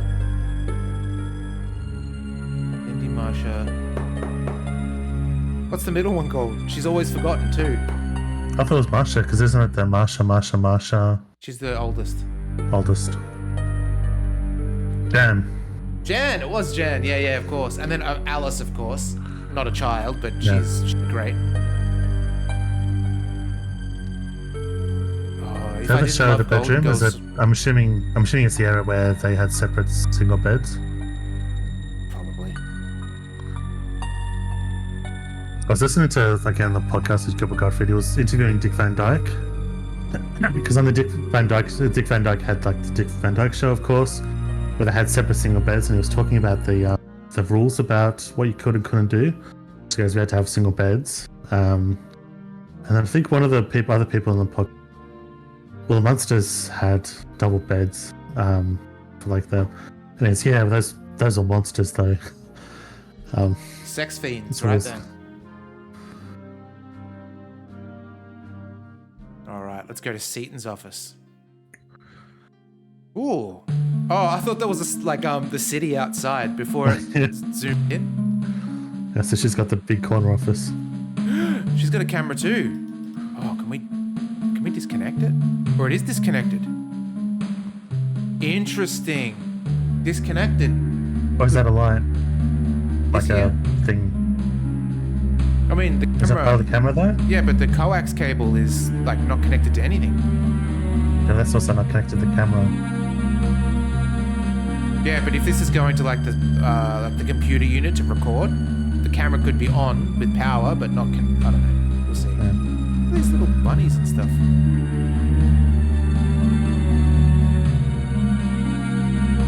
Verdant Tree. This is like that lady in the 70s that created like the signed and saw wave, like of what was the name? Oh, I can't remember. She was very, very famous for it, having one of these things, an oscillator. Yeah, I guess that was Savage's. So this is from Artie Fine's comment. Go. Simpsons was the first time they shared a bed shown on TV. Yeah, and I think it was Brady Bunch that was the first to show a toilet from memory. Maybe it was something else. Because there was another show that Dick Van Dyke referenced where he goes, yeah, they're in double beds. And he goes, I called the guy as soon as I saw that episode, and I go, how did you do that? Because we were never allowed to do that. I think later on they said about there was some sort of rule. There could be double beds as long as no two people are in the bed at once. And the closest you could come is to have one person in the bed, another person kneeling by the bedside. Anything more than that, I think both feet had to be on the ground in order to have two people around a double bed. Crazy. It's like a weird, like the. Then to simplify, you just have two single beds and you can do whatever you want. Do you remember there was an Australian radio presenter from the ABC? This was years ago. He used to do this thing where he'd do bird calls, and he was imitating an Australian crow or raven, and went fuck, and he got kicked off the air. That was Graham Kennedy. Yeah, that's funny as. It was the guy. I don't remember this. So his comedy show, he had Bert Newton on as the, but Graham Kennedy show, wasn't it? Yeah, had Bert Newton as the fall guy, so he'd be always humiliated, and he must have just bided his time so that, like later on when Graham Kennedy was his own show, and he would just be the most ego-driven show, like most of Australian shows back then, 8 Saturday and stuff like that. But yeah, just pure ego-driven. But yeah, he did his hard knocks through being Graham Kennedy's ball guy. Old Bert Newton. He died, right? I don't think he's still around. Didn't hear, but I assume he can't be around. Yeah. Old moon face, as they would call him. I wonder if Baby John Burgess is still alive. I hope so. Yeah, Pammy thinks he'd be too old, but Pammy also thinks that he might be immortal. In my heart, I think he's immortal. Adriana Exenides passed away. Oh, no. For Americans listening out there, Baby John Burgess is like our Pat Sajak, and Adriana Exenides is like that woman that I forget her name. White. Like our Vanna White. Yes. That girl that spins the letters around. Yeah. And she I don't know if there was any controversy, but yeah, like once she got pregnant, so even as like a pregnant woman, she was still turning the letters. And it was just like interesting thing, because usually you don't see anything personal with those people, like they're just Here we go. placeholders. Oh, I can see the kitty thing now. Sorry? Can you see the kitty thing properly now? Kitty thing? The thing below the security camera. Oh no. It's not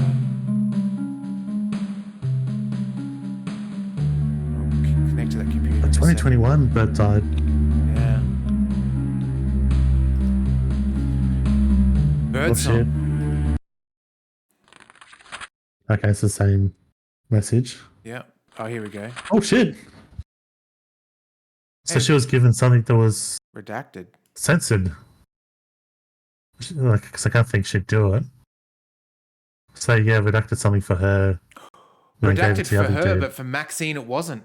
No, it was the other guy. No, Sorry. the other dude. Holt. David Holt. So does that mean that... Oh, I don't know. check the correspondence.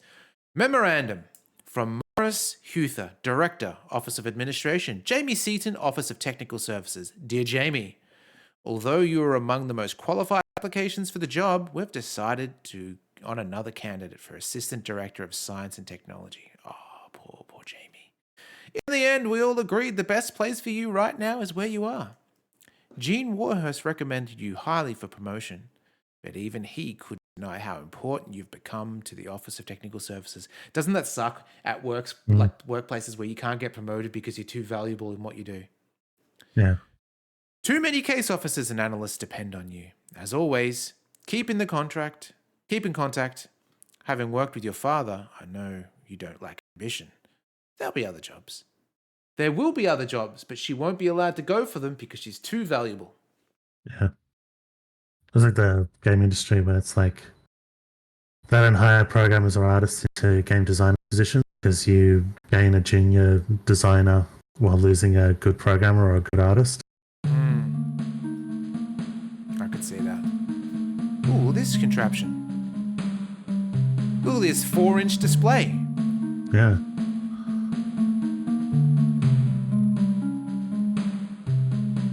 Okay, no buttons there.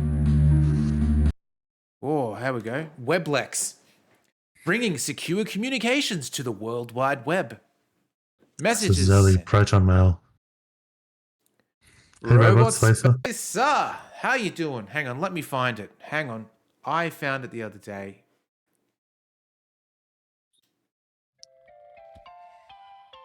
Yay! Robot Spacer is in the chat. He is indeed. There we go.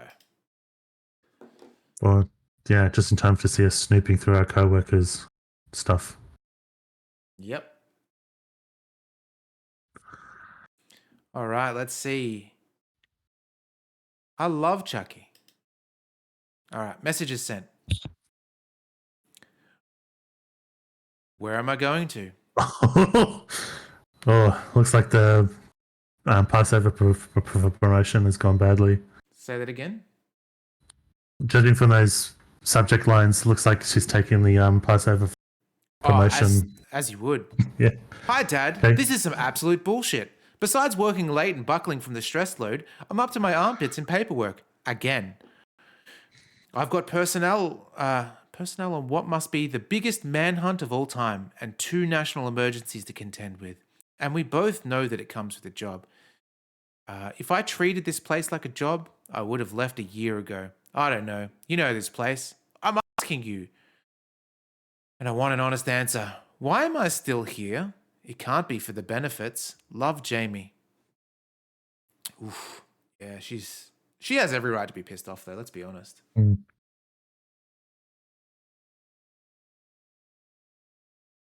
All right. Going nowhere. Dad, I'm working to be the director of science and technology. Are we reading these backwards? I think we might be. Yeah, because this looks like when she's going for it. All right, let's go back and we'll start from here. Hi, Dad. You got me thinking about Mum again. But good thoughts, I promise. I miss her. It was an especially bad day. They passed me over for the job. Oh no, hang on, they're all out of order. What? It seems to be. I was so put off. I unplugged my camera. Ha! Hey, thanks for the pep talk. That's why I have you, Dad. You've always been my strength. And I know we've still both got Mom in our hearts. Love you, Jamie. All right, let's go back to that middle one. Dad, I'm working to be the director of science and technology. But I have the feeling like there's somebody here who'd rather a man do it.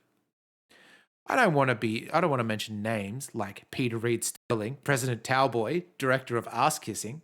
You're right, I need a break. The question is when. Love, Jamie. Okay. Message is received. You're getting an ad for Butterfingers, the official candy of Halloween. I love Butterfingers. They are my favorite American candy. Which is weird because I don't really like peanut butter candy at all. I think it is the shittest, as you guys know. Butterfingers kind of fall in that peanut butter category, but not. It's kind of that flaky, crystallized, delicious peanut brittle kind of flavor. Love it. Spirit Halloween is a seasonal Halloween shop. That's right. Do remember that. You know what is the absolute worst candy for Halloween? Candy corn. Candy corn is utter shit. It is horrible.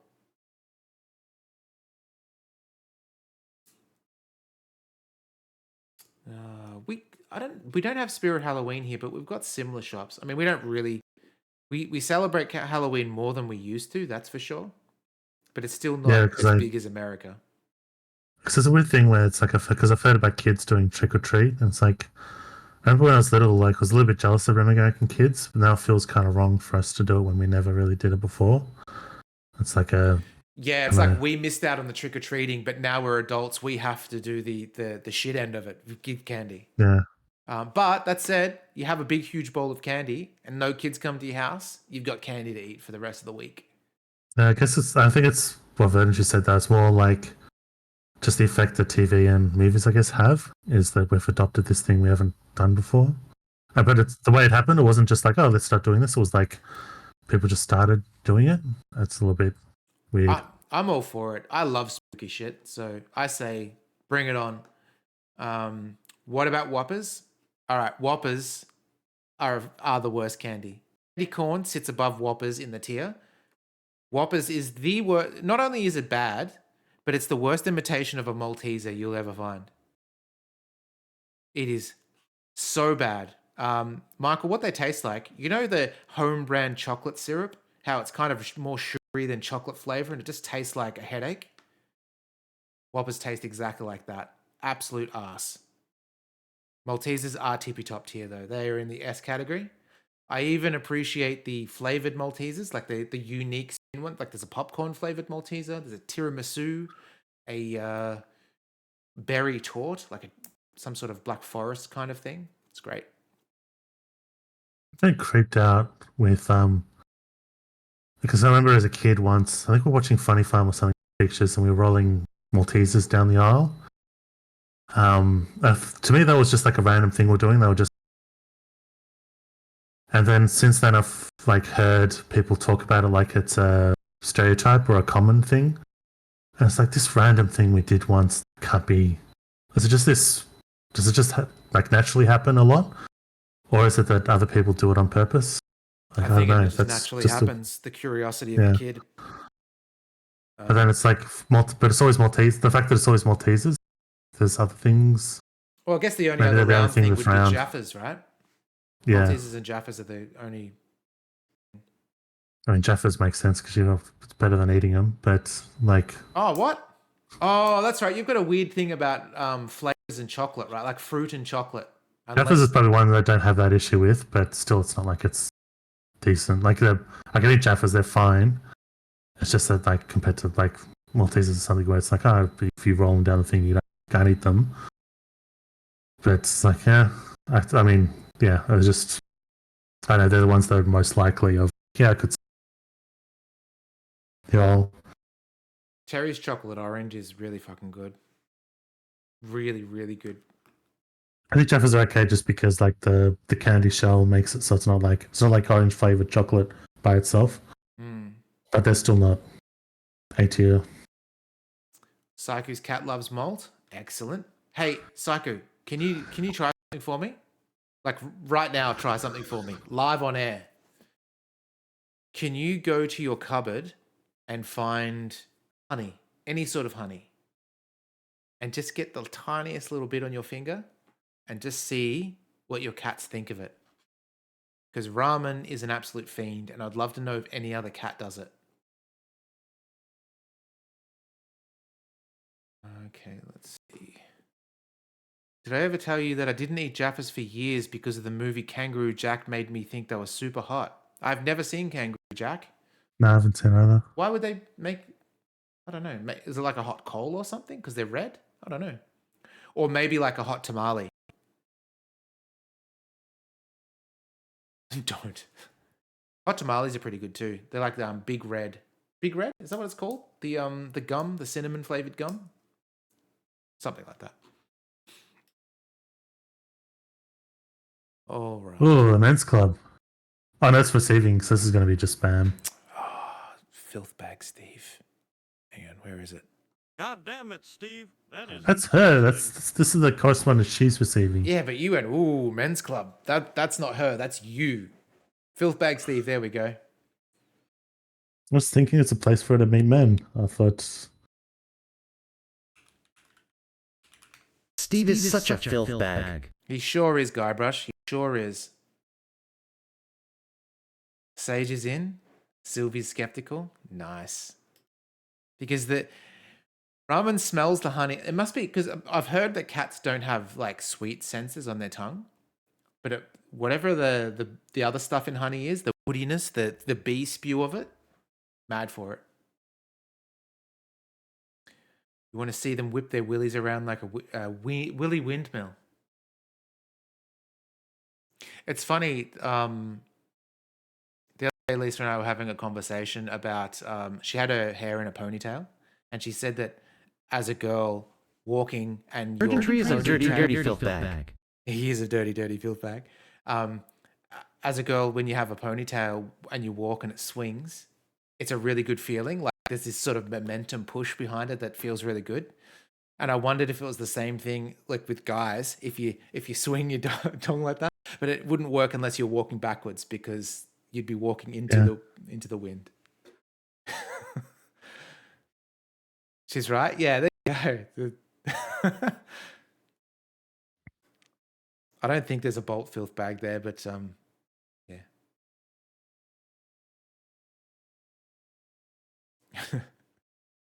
All right, chin up.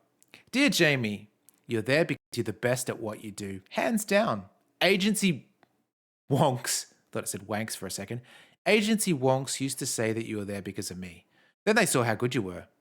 You've always taken every challenge to its height, whether it was lemonade stand or a debate team. Good luck.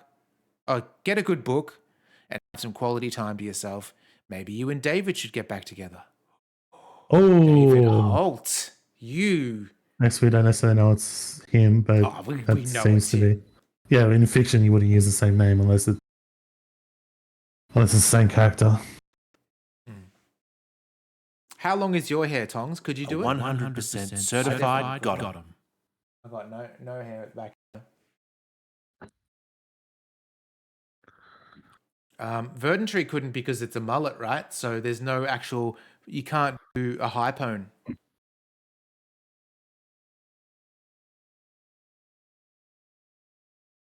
We'll go to real strengths first. We'll leave the filth baggery for you, Steve. Oh, I know because I know what the men's club's going to reference. It'll be another message from my dad. Yeah, it'll be about the kiss ass guy wanting the position. Or the fact like when she said she reckons a man's going to be hired above her. So it'll be a reference to the fact that it's a men's club at the CIA. Verdantry, you know what we call those? They're colloquially known as low pones. Dear Jamie, you've got a few things to learn about strength. How do you think I made it through the last 2 years?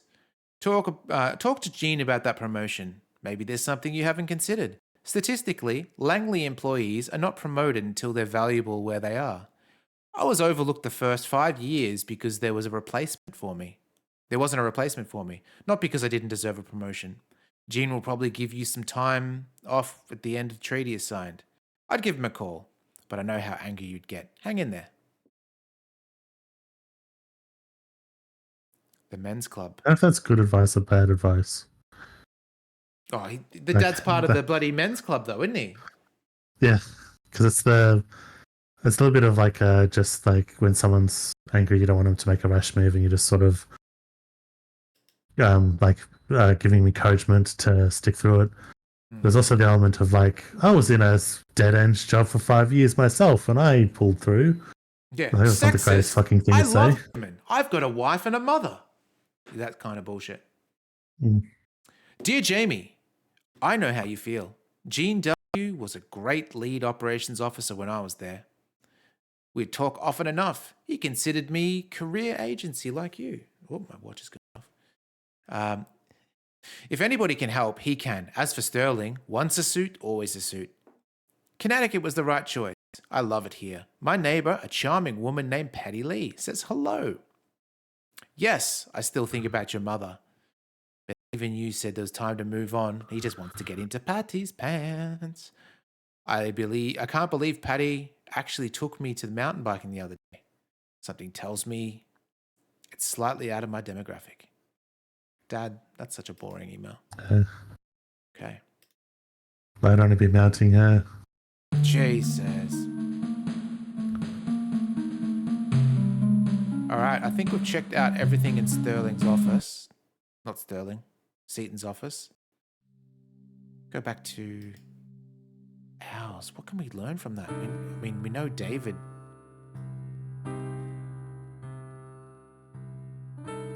Case Officer Thorne, welcome to Opening Let's try Email report. Gateway. See what's what.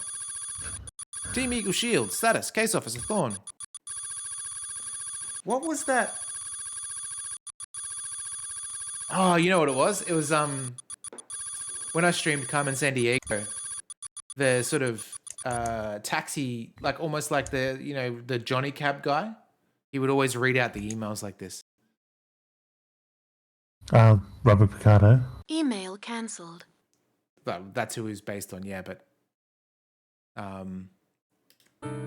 he was like a crash test dummy robot that would read out your emails in Carmen San Diego. Oh, okay. Where do we want to go? Where do we want to go? We've got access. Do we want to go to USSR? Let's do it. Station. Let's see if Maxine's in the office. Oh. What? Oh. We got a message. Case Officer Thorne, welcome to Interlink. Oh, David. I found another set of bill codes. These are in the news group rec.music.blues. It's a pair of messages from a Fred Vorble at Georgetown University. I checked them out, no such person. I managed to break Vorble's bill codes. Listen up. One reads, operative to London. The other, operative to Moscow, Raven captured. This matches your travel itinerary. I smell a mole. Yep, there sure is a mole. And we know it's Max. No one is... Oh, is this the drunk guy? No, this is the XCIA guy. Thorne, before you get Oh, too the prompter. with your fellow team members, keep in mind that where this mole is concerned, nobody is above suspicion. I know what you mean, Space, for sure. They're so... I don't know. Simple in a way. Thorne, I've downloaded the Eclipse tool to you. Oh, sweet, another tool. The tool will allow you to view those to access your itinerary as well as other customized information. Oh, no, so it's the existing tool, but it's got another thing to deduce. Okay. Well, Who let's knows do it. what? Oh, is that the one where we found the bird in the...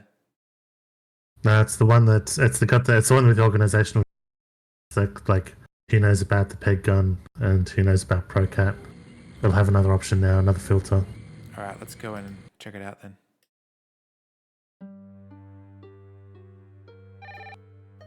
Oh, we're getting a phone call. Is it possible to meet at my office? I have something to share with you. Who is this? Sound like Yuri. We'll check that in a second. Oh, I don't like the Eclipse tool. This is the bloody flowchart. I don't like this one at all. Well, let's have a look at who knows our itinerary. I can't remember. Is it the gold or the blue? The teal. Blue, the teal. Yeah. It's the drunk guy. Peter That's what drunk guy does. Yep. So he knows everything. He knows all three. Warhurst, Old mate. Eugene Joseph. Everyone. Everyone on our team. Well, I guess that makes sense. Is Max in here though? Even the dead people have access. Okay, we'll go the other option then. Administration, accounting. Larry. Phipps, Larry. Oh, he looks like accountants. Jeffrey Dahmer. Okay. Either way, it looks a little dead inside. Hong, Jean. He looks like the Shredder. Okay. Oh, who's this guy? He literally looks like... If you've ever seen the original 1987 Ninja Turtles, when they get the human suit, they get a mask on so they can walk around in the trench coats, this guy. It looks like, to me, it looks like someone's gone a caricature to artist to do a caricature of them, and then that person's been turned into a real person. Yeah. Dean Fishman is an A+ name. Also, Chevy. I think all of them have the same similar address of like Chevy Chase Road at the what I'm assuming is the suburb Chevy Chase. All right, I think that's it. They're the only people. Yeah, it's pretty much not much new. Oh, you can't toggle them to cross-reference either, can you? Like, you can only have one at a time. Oh, well. Let's go meet old mate.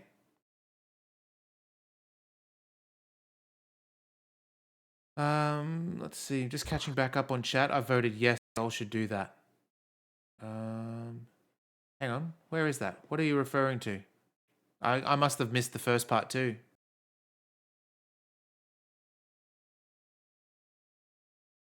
Hang on. Let me, I'm going to just scroll up for a second. How long ago was that? How have we not done? Ranking Australian snacks, apparently. And you and Verdantry could fight over where Black Forest deserves to be. Oh, Steve would have to be involved with that too. If we did that. What's Black Forest? That's not a snack though. It says a brand of Cadbury's chocolate. Cadbury's chocolate things. Black Forest is pretty good. Oh, you know what?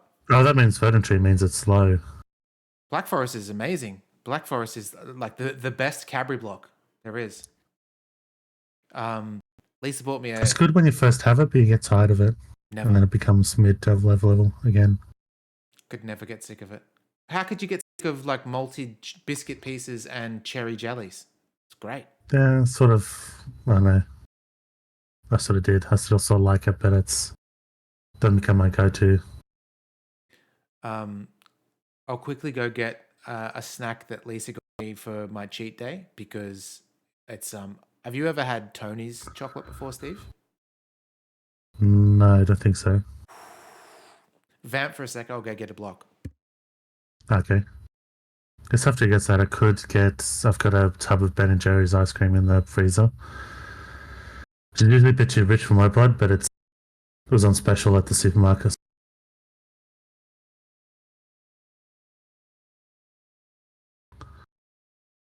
Oh, those ones are nice. I don't know about Sour Patch Kids in particular, but yeah, the sour watermelons candy is pretty good. All right. It's funny you should mention that as I walk away, Steve, because look at this. I know.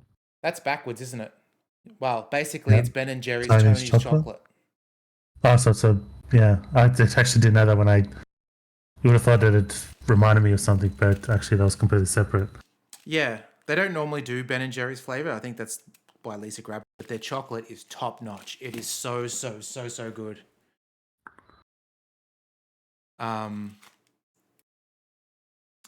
The good thing about these blocks is they're irregular pieces. It's not uniform like little cubes. They're like big. Oh, it's like Marvelous Creations or whatever it is. The other kind of like that, yeah. Yeah, in a way. So you sort of luck out when you get a real big piece, but then if you get a little small piece, it's like, oh. I've only had Ben & Jerry's twice in my entire life. It's okay, but it's not worth a $16 per 500 mils. I think that's the other tub I got. The one I've eaten is the double choc fudge ice cream. I was surprised because I was looking for a Belgian chocolate from a brand. So that's why I picked it, and I thought it was just going to be hopefully chocolatey. But yeah, those fudge chunks in the middle are freaking delicious when you hit them. I love chunks in my ice cream. I'm going to put in a thing. Guys, Google this. This is my favorite I'm hungry over the tub. This here is a Italian gelateria, galleria, whatever you call it, in the city, in Melbourne, down like near De Graves. And it's the best ice cream I've ever had. It's so amazing. You can ask for cherries, and they like drill a little hole in your ice cream with the spoon, and then they just pour a scoop of like 6 cherries into the hole. So good. I'm back. Cool. All right, let's see. Where are we going?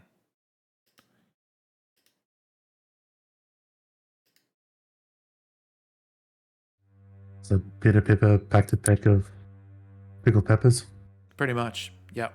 There's always a line out the front, but it doesn't take too long to get served. But it's really cheap too. It's like $6.20 for like a big scoop, and it's the best ice cream you'll ever taste. So, win-win. All right, we're going to Yazevno. Oh, we've got a new target. One moment.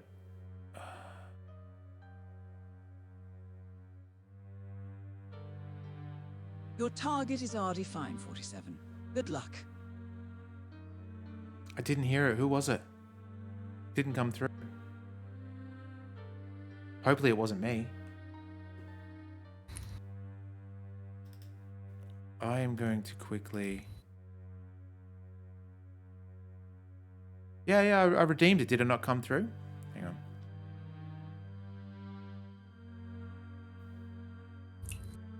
It did? Artie fine. Oh.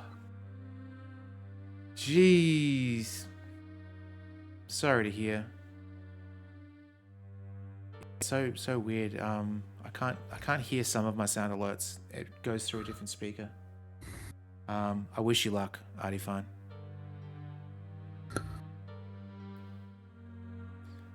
All right, Yazevno.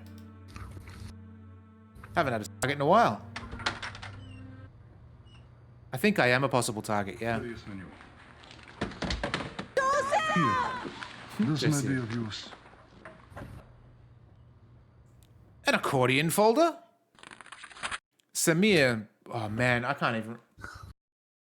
Samir Bolsara. Alice's Onyx. Or Gromchev. Date of birth unknown. Position dealer in heavy arms. Address Bangkok. Marital status unknown. Children unknown. Snake. Known acquaintances. Do you know Rezon Foster? Slovakian Krovacek. What's that? That's right. It refers to the infants of the Resident Evil universe.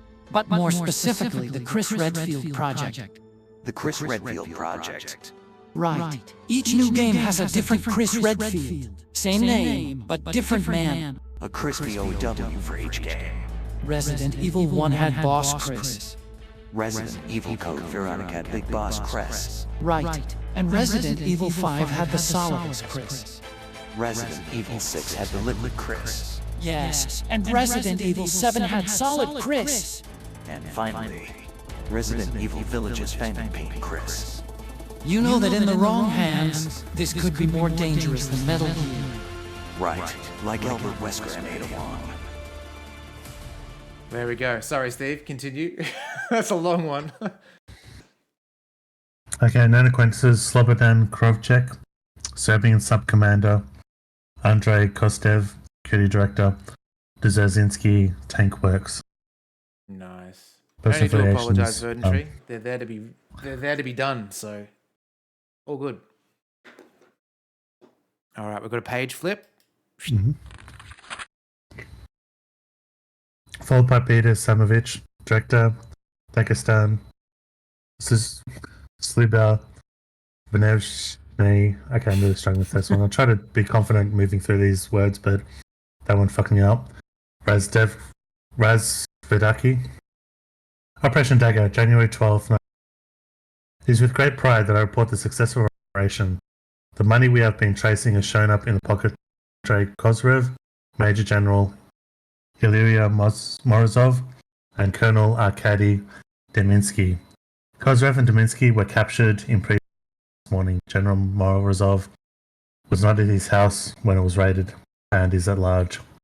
We expect Interior Ministry troops to capture him within a week. Our field officers recovered the experimental completely unharmed. Be assured that our American friends do not have the opportunity to examine it. $40,000 has been recovered from 3 suspects to date. We estimate that the middleman, Onyx, made off with about 50,000 US. We expect to recover the balance with Morozov. Okay. Oh, we got another page. Okay. Mhm. Oh, fucking hell. Operation Dagger. Operation Dagger was run jointly by SVR and CIA in the early 1996 to catch arms smugglers within the Russian military. CIA and SVR operatives posed as agents of an undisclosed foreign power seeking to purchase an advanced Russian armored vehicle. A middleman, Onyx, was enticed into acquiring the vehicle and was paid $108,160 in $20 notes, all of which had their serial numbers recorded so the money circulating through tracks could be traced. The tank was delivered by Onyx to SVR agents in Dagestan. Several high-ranking Red Army bills are listed. The operation is considered a model of international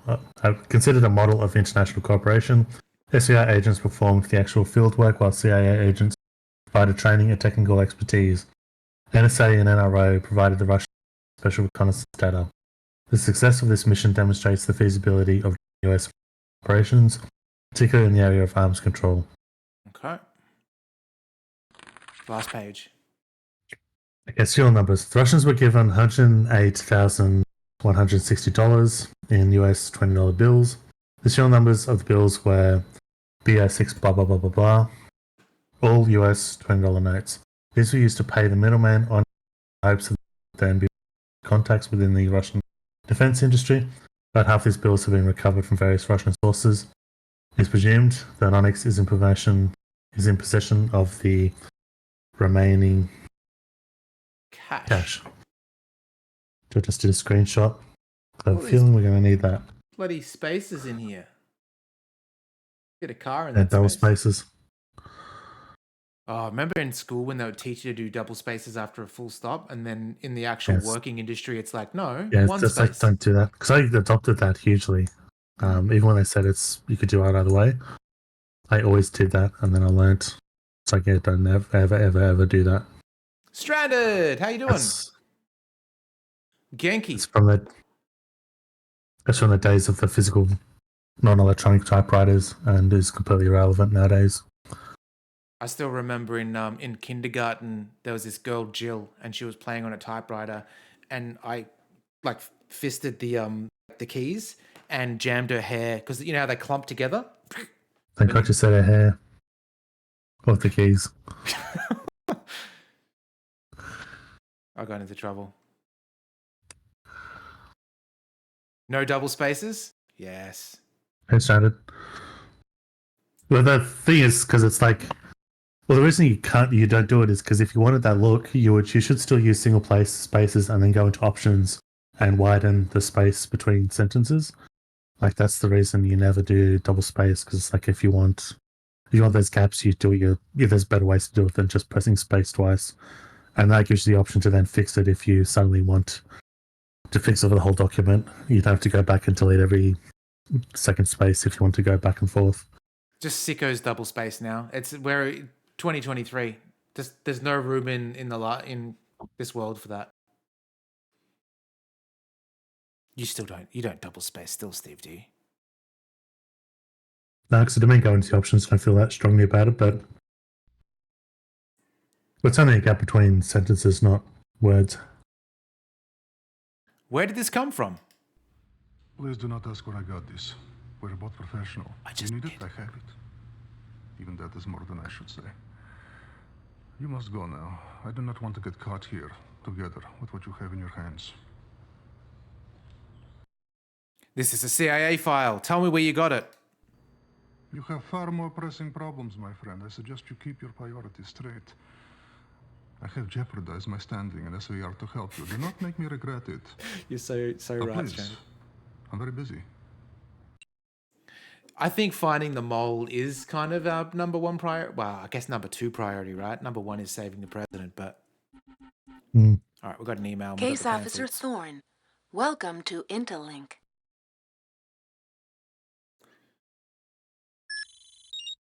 Oh, we got 2. Got that book we needed? Let's start off with the text. Break we needed. Oh, okay. These serial numbers you discovered will help us with Onyx. The case file has been updated with the new stuff. Oh, you didn't need to do the screenshot, Steve. Onyx dossier. Nope. No, because Seft is the new one. Okay. Hey, Space, what do you think of this? Like this screams the 90s, yeah? I kind of love it, to be honest. All right, Seft.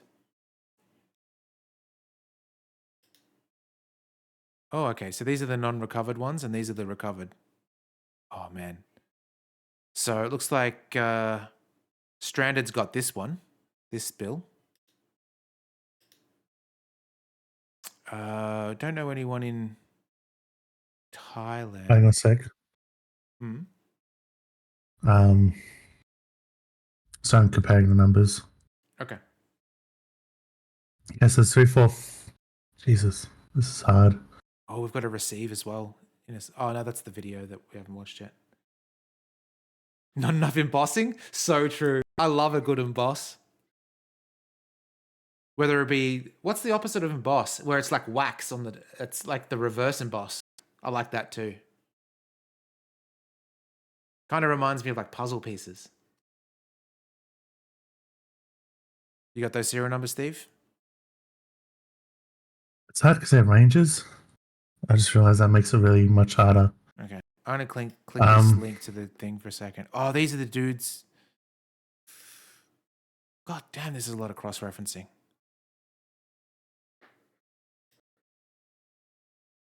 Let's click this. Tokyo. Okay, so this will point us to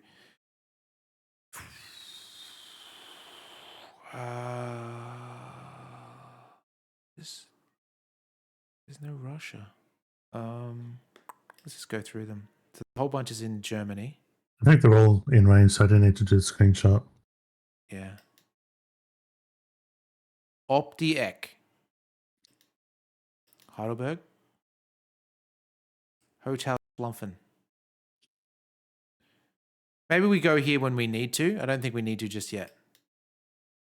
Okay, we'll go back to our receive.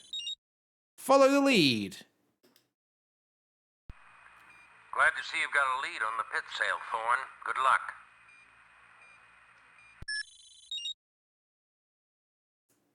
Thanks, Chief. Yeah, very useful. All right. Click here for Ops Messenger. What's this? Mission directives for Case Officer Thorne. This is what we're looking for. So Yeah. so we remember it's in the comm link here. Okay, we've interrogated. Find birdsong. These are the things we have done, right? Yeah, they're all lit up. Missed two things. See, everyone else's. We might have to pick up someone else's work. That all of the things on the right seems to be other tabs. They could have done a ROPS, but there could be other things. Oh, yeah, okay.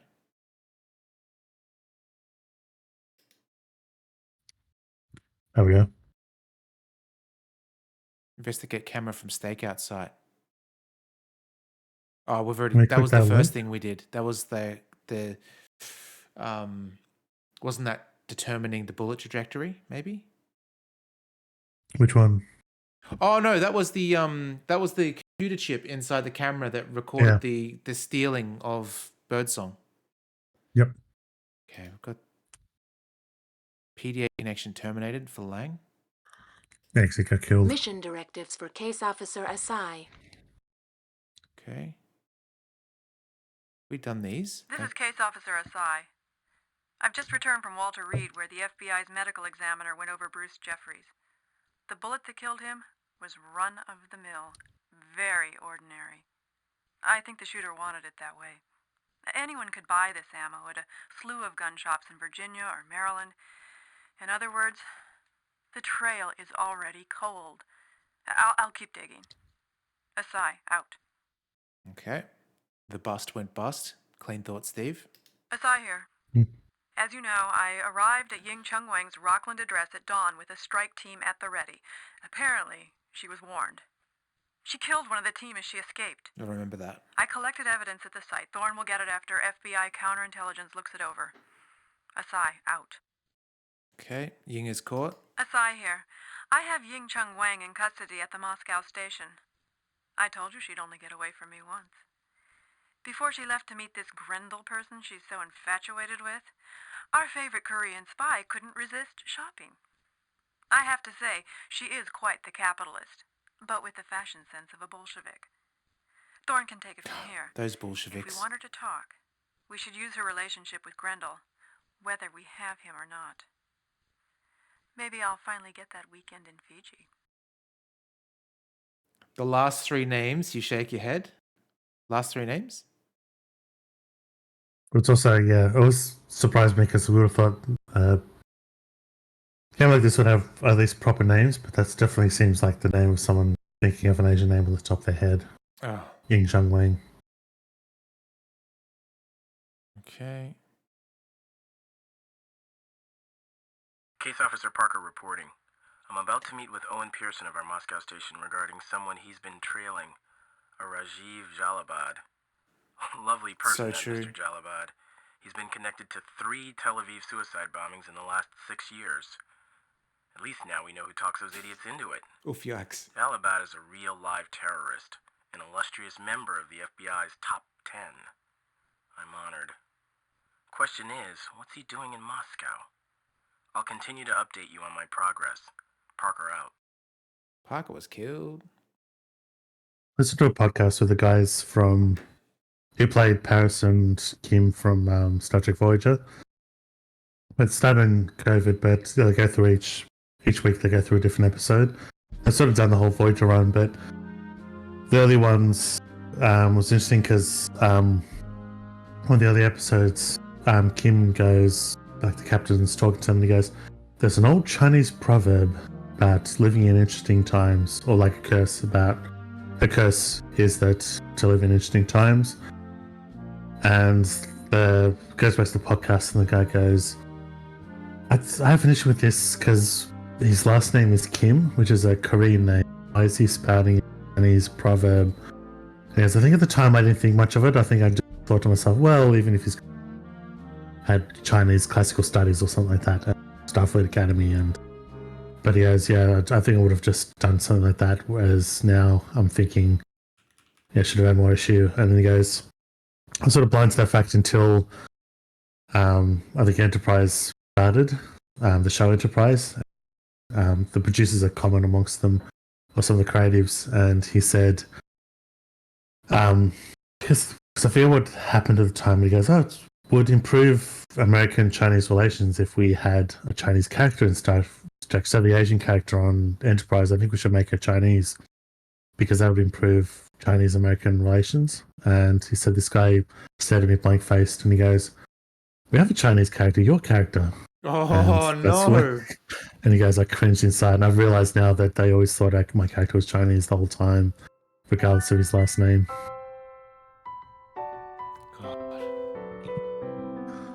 And that was another Steve back. Okay. Parker here. As you know, Pearson's death remains unresolved. He was found in an alley near the Kurskaya metro station with his kneecaps blown off. Oh. Damn. That's why we have his desk. I never met with Pearson about Rajiv Jalabad, but the conspiracy surrounding the Dubansky assassination is growing exponentially. I just completed a meeting with Dmitry Bulgakov, a contact in the Moscow underground. Now he insists that Jalabad works for a group of operatives for hire, mercenaries or something. Seems they're all disgruntled ex-spies from agencies around the world. My contact also promised to connect me to Harmonica. I'll keep you posted. That's all. Every character is saying Jalalabad differently. Like he said Jalalabad. That's how we thought it was pronounced. And then earlier this episode, the guy pronounced it Jalalabad, which solved that riddle in my mind of how to actually say it after hearing it all these years. And now he's just, I don't know, the world. This is Parker. All is well in Moscow. Very well, actually. I may have a meeting with Mr. Harmonica himself. He contacted me this morning. Case Officer Lang has also called, and we're going to compare notes. I'm awaiting a second contact from Harmonica. I'll keep you posted on the outcome. Harmonica killed him. Mm-hmm. Okay. All right, closing the... Oh, do you want to report the results of your investigation? Sure. Opening email okay. gateway. That's a first.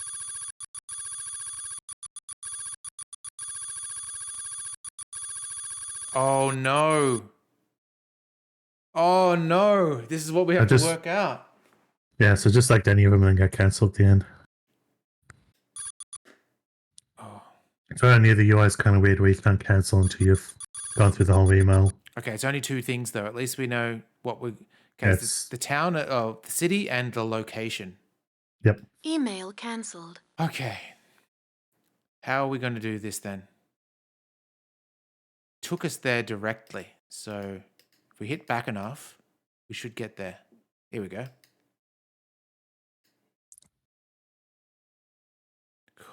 Well, first thing, so can we go into the Onyx, Here we are. the dossier, and have a look at? Yep. So we know, yeah, we do remember, because we have to find out where he is on the plane as well, remember? Yeah, because we found out that he's vegetarian, right? I know that's somewhere. I know we've definitely ran into that. Oh, I thought we guessed that because he requested a meal. Because it says the meals, but I know we ran into that one because I know there's 2 facts we need to know about his diet and his location, something that points to where he would be on a ship, on a plane. Okay, Onyx unknown. Aliases Samir, Deepak, AJ, and Sanjay. And Onyx.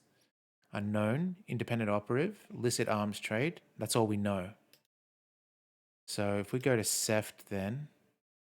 Oh, maybe the date. Are these dates? No.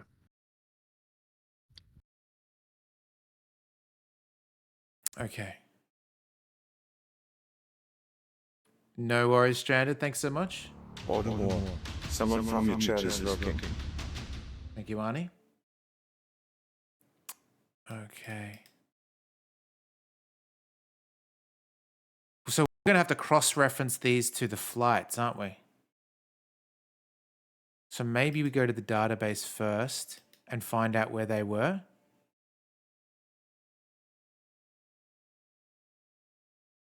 Oh, but then when we look on these, this tells us where they're sitting. Notes dinner. Notes breakfast. The back of the plane. Hang on, let's check that one again. Front of the plane.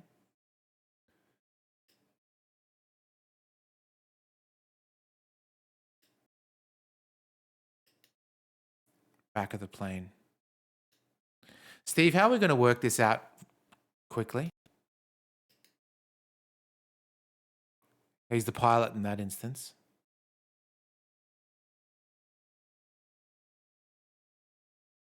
Notes. Maybe he wants a meal on every flight, and that's how we can determine where he is. Special meal requested. So let's put that one down. That's S. Patel. Okay, first, can you go into the CIA authorized access section? Sure. That was. Hang on, let me save it. Save it for good measure. Okay. We're gonna have to go to a computer or a location where we can access our stuff. Yeah, I might as well, but we could do it from the PDA as well. Can't access. We need to go to the computer anyway. Location. Okay, you just go to. Case Officer Thorne. Data link. Welcome. Controlled access. CIA. Welcome. Authorized access. Power play compartment access. Okay, so Onyx. Onyx. Oh, that's where we were before. Shit. Onyx dossier. No, that wouldn't have been it. That's the one where we knew his name. S. Patel was one of them. Samir Patel. Can you click intelligence report? Yes. Okay. Because that's the thing I remember where it's hitting, because that definitely says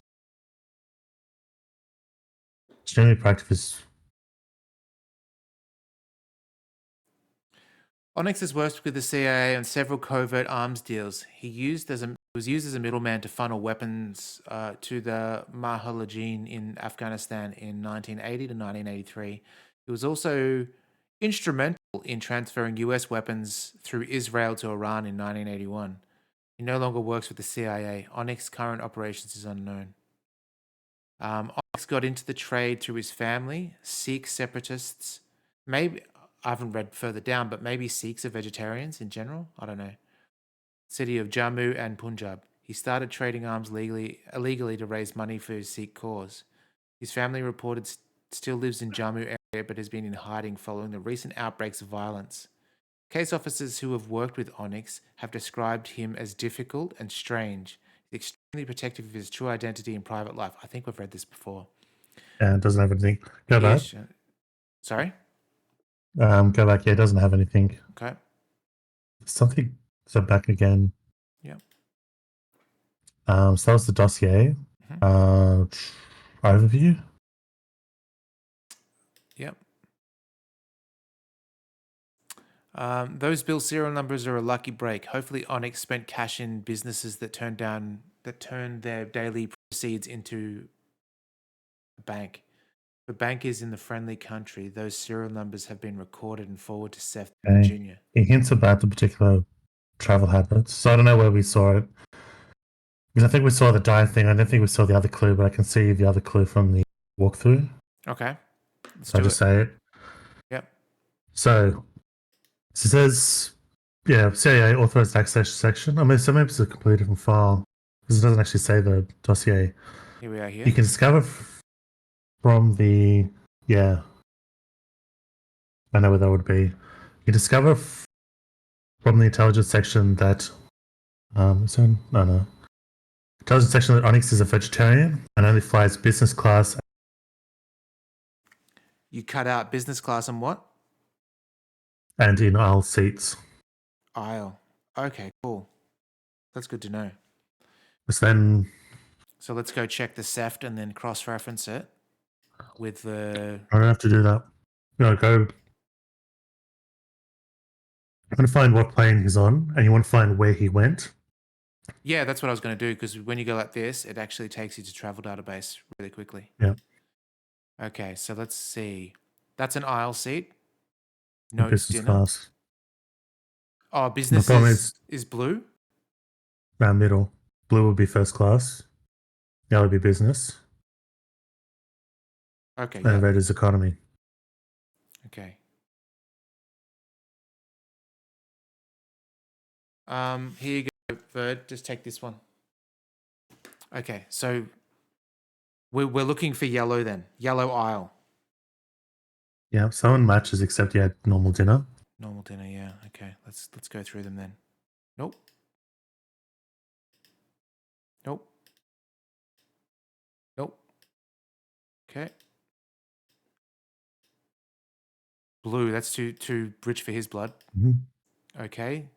Nope. Nope. Nope.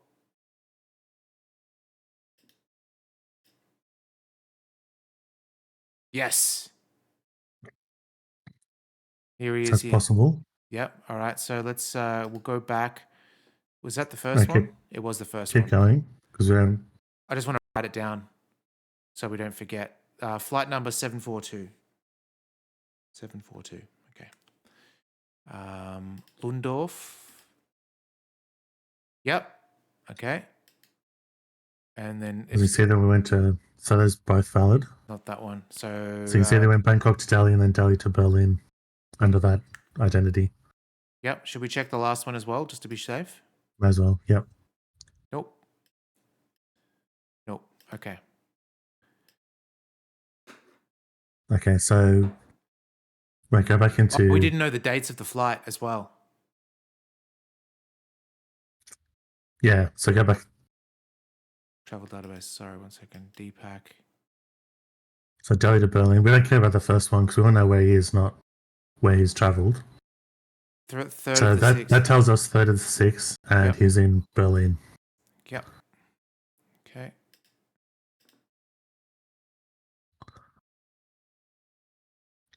There it is. No. Location, Thailand. No, it won't be those. Maybe the next day after?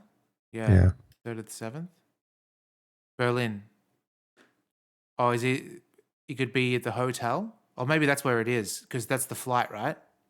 Yep. So we got the flight, and then that gives us the location King George Hotel. All right, let's do it. in Berlin. Opening email gateway.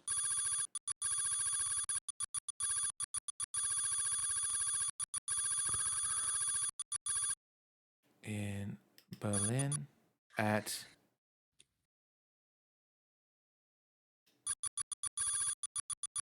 let's do it. Message sent. Oh, receive the email straight away. Careless analysis regarding Onyx.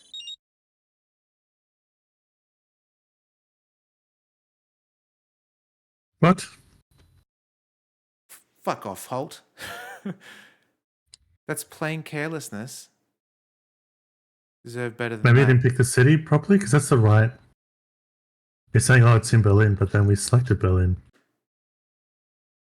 Yeah. Hang on, let's check that again. Bajo David. Yeah. If we hit back, yeah, here we go. Let's check those flights again real quick. 6 this one. No, that's Bangkok. How do we get to the... Oh, we just select one and then go travel agency. Here we go. Okay. Bangkok to Delhi. Oh, that was one of them. Oh, but then it went Delhi to Berlin. Yeah, we don't care. Oh. Luttendorf. Delhi to Berlin. Did you...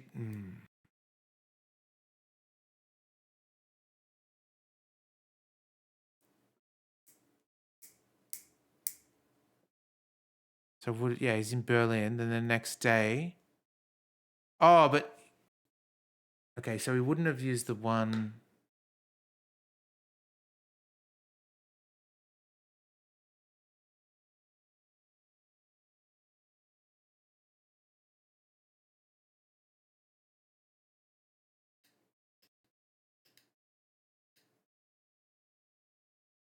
I don't get it. It's 2 Berlins. Oh, wait. No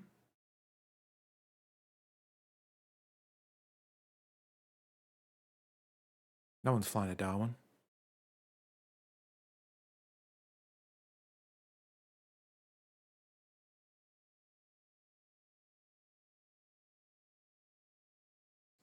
I'm going to check something. Flegia Air. It wasn't Flegia Air anyway that he was on. Darwin to take. Special meal has been requested. For dinner. So yeah, chances are he would have spent it the next day because it was...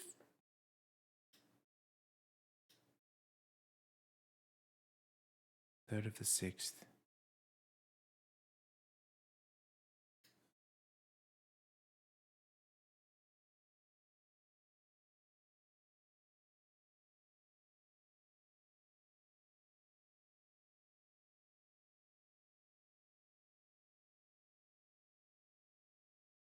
Yeah.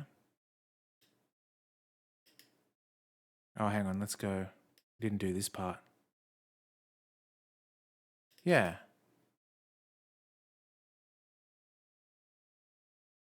Oh, unless we have to...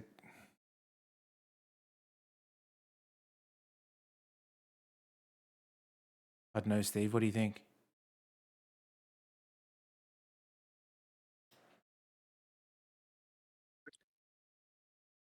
Okay, so... Oh, there is a Darwin. Yeah. Let's go for the flights again. So we definitely... No, so we definitely went to Berlin. Yep.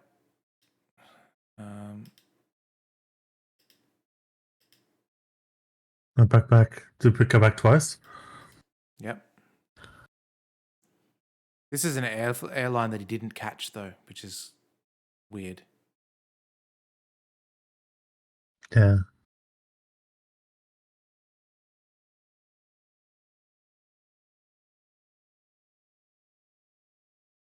It doesn't have the...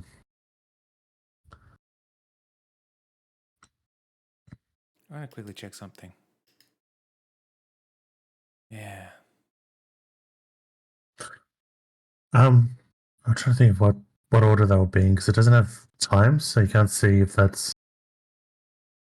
But is Flagger Air possibly to go back?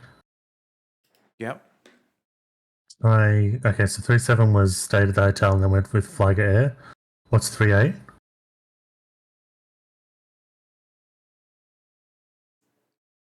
Beverly Hills 90210 clothing.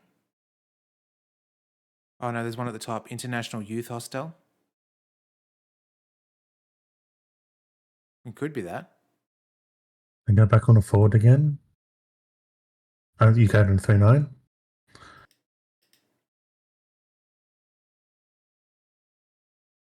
Heidelberg, Germany. Could be one of. Oh, they're all okay. Mr. Ed's Disco.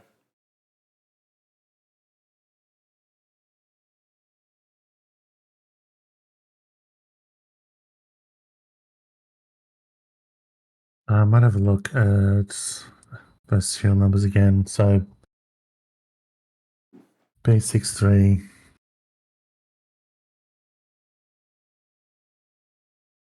23 and 22. 22401. So that's in range. That both will be.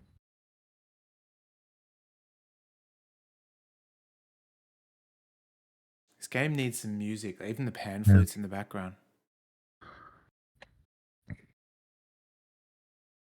So because one the FAQ did say that hotel in that city, but it doesn't say now. So I can see the result, the answer, but I don't know how it got to that. All right. Well, let's just go with that answer, and then we'll call it because it's getting late. Yeah. Just go close bit A. Just one more thing. Go through that URI file. The URI file, the one in our Inventory, yeah. Oh, we didn't go through the dragon one either. Yeah, that could have been important too. Next page.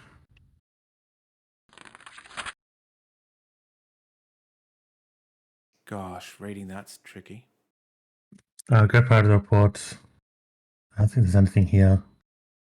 It says something about read through the file that Yuri gives you, in particular noting the serial numbers of the cache. But that could have the other file. So read the dragon one, maybe? Yeah. Maybe that's the person having a brain fart that wrote the FAQ or the walkthrough.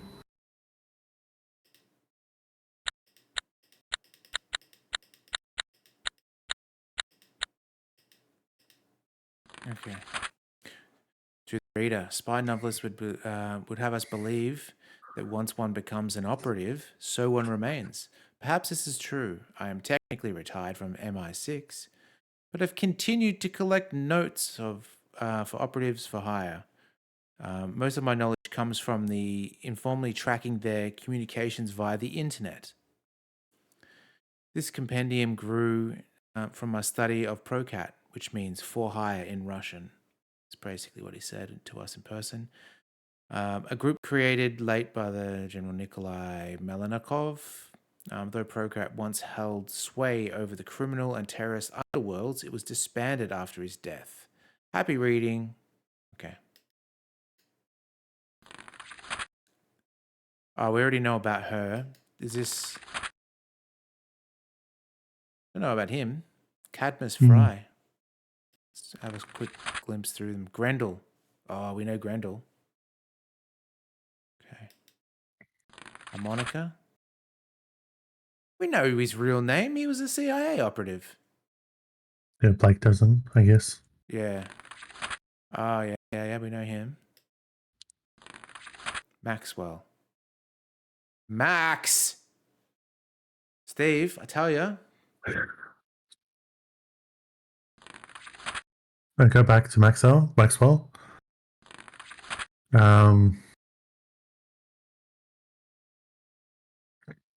wondering if it's anything that either absolves Al Maxwell or indicates her. Says that it's a he, but I don't believe Yeah, it. the person doesn't know. Yeah. Involved in the CIA's ill-fated attempts to the war in Nicaragua. He learned his craft was facilitator. while attempting to strike deals with the Cobra rebels. I suppose he found better pay with Procat. Judging from his communications, government pensions do not excite him. Okay, at least. Let's see if there's any more. Mirage. Yeah, that's the one. His only talent seems to be staying hidden. We want Onyx, though. Yeah. Edward Mintz. Samir was one of his names, wasn't it? Yeah, Onyx. There we go. Arms trading. Onyx finds people with weapons. Yep. Central intelligence. There is never... Oh, so there's the strict red chain, business class, and I'll say. So we had the information just been handed to us. Yep. Okay. Prost. Is that our dude? Our dude? No. No, he's not. The guy in our team that died or went missing? The one... Nah, it's not the missing Lang? dude. Similar hair, but different.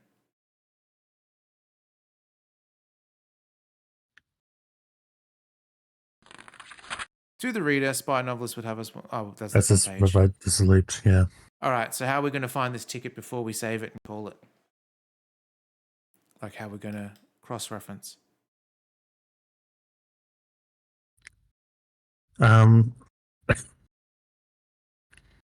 Let's go back into it. Case Officer Thorne, controlled access, authentic. Welcome to the Central Intel Power Play Compartment. There we go. Go to the flights instead. I can get to the flights through the money. So just choose a random one. Here we go. Yep. Okay. Quickly jump into each character. I just want to see where the flights are going. Yeah, next one.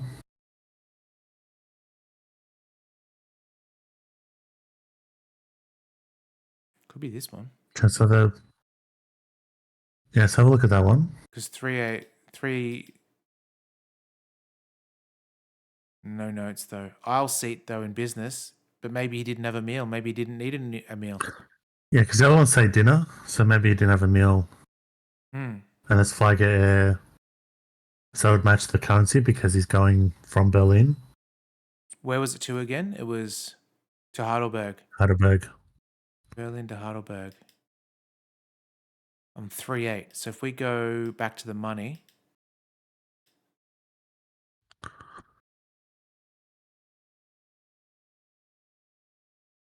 Wouldn't be... Oh, could be... Have a look at the next day. The 9th. Heidelberg, Germany. Okay, Hotel Schlumpfen. We can try that. Hotel Schlumpfen. Opening email gateway. Hopefully he doesn't yell at us this time. Oh, this is the value in the walkthrough, so I'm sure this is going to work.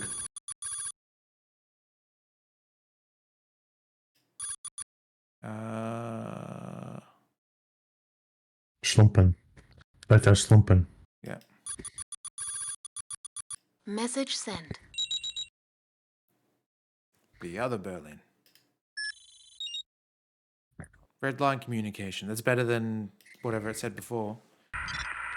Please hold for the President of the United States. Whoa! I appreciate your efforts concerning this assassination conspiracy. It's him.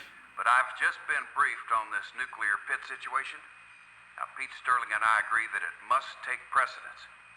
He'll follow up with you shortly. The country's counting on you. God bless and good luck.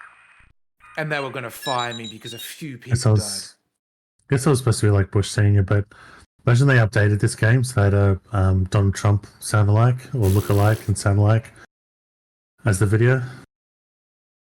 That would take the steam out of it. For sure. It's like it's so strong in the wish this of first. I understand the president has already contacted you.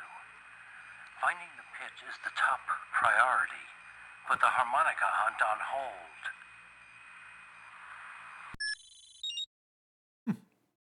All right, finding the pit. Well, let's save it. Boop. Oh, shit. All right, we'll get the phone call first. It's harmonica, the alley across from the safe house. Be there in 1 minute. No tails, no backup. Compromise me and I'm gone. That's harmonica. On my way. Ooh. That's a real good place to call it because it could mean that we get capped. We get a new pair of concrete shoes. Oh, can we save it here? We can't save it.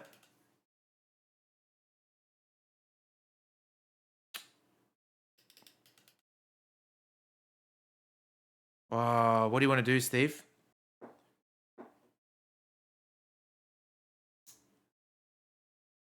I know, I have a feeling we're going to get killed if we go by ourselves. But then Max is a dirty, dirty, dirty mole. Are you sure? Oh, no, but I've got a gut feeling for these things. Well, let's go talk to Max.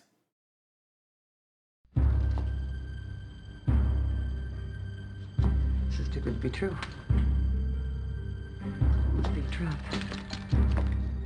Stolen. I'll scramble anyone I can find. Go! Jesus, Max. Piss, piss. Piss Creek. She did the thing like she's scaring away a dog when she did that quick crouch. Like, go! Nokovsky's losing. He actually cleared you for field work? It was just kicked a puddle of piss in his eyes.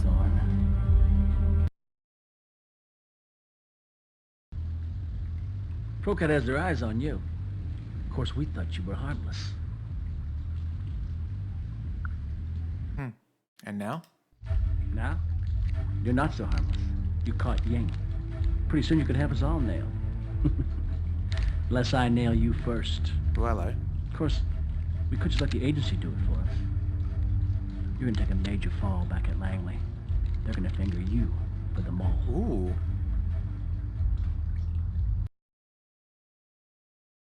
Finger me for the mole? Let's just say you'll soon be filthy rich. Till the agency gets a whiff, that is. Of course, we can hide the scent.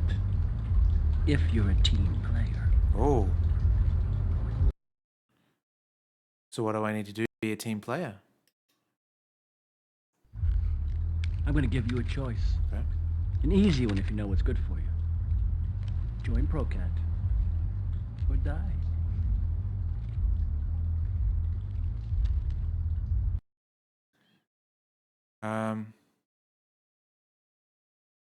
Ask a question. We want to draw this out as much as possible. Yeah, join Procrat. Why? I'm not a very... Think about it. This is the game. Forget about the way it. it was meant to be. No pencil pushing, no pain in the ass Senate subcommittees. Just action, and plenty of it.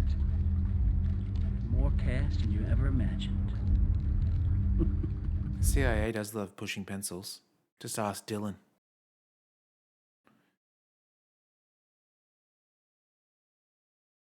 What do you reckon? Do we say... I'm not a very patient Do we man. say where do I sign to draw it out? Yeah, where do I sign? Yeah, keep going. Right, there's a document locked in Foster's desk. Third drawer from the top on the right. It's a list of payments to local contacts for the past 3 months. Get it. Right now, and come back here. A friend of mine will take care of you. You pass this test, and then we talk. It's a big gun. Hell yeah. We save it? Oh, cool. We be Procat now. Awesome. That was a good one. We got a lot of stuff done. We did a SWAT mission. We traced some banknotes to different parts of the world. We joined Procat. We went and saw the MI6 dude who didn't move his face other than his mouth. A lot of stuff. That's super cool. Gut feeling, Steve. How many episodes you reckon we've got? I'm surprised it's gone longer. Mm-hmm. Looking where we are, I would assume 1, but possibly 2 more streams, I guess. But 1 or 2? I think 1. I don't think there's much left. Okay. Sweet. That's excellent. And then after that, I'll whip up the wheel of names to choose our next point and click adventure afterwards. That should be awesome. You know what? We won't raid anyone tonight. We'll go into the ether. We're running a little bit long, but thank you so much for joining. It's great to see some faces we haven't seen in a while. Space, glad to see you in here. Emmy as well earlier, that was great. Stranded, of course, great, and of course all of our regulars too. We love you. Until next time. As for the next stream, I'm not sure what I'll do. I think Saturday I might do a Rocksmith stream maybe, because Rocksmith has been delisted from Steam, so you cannot buy it anymore. So maybe I'll play that. We'll see. Alrighty guys, have a great one.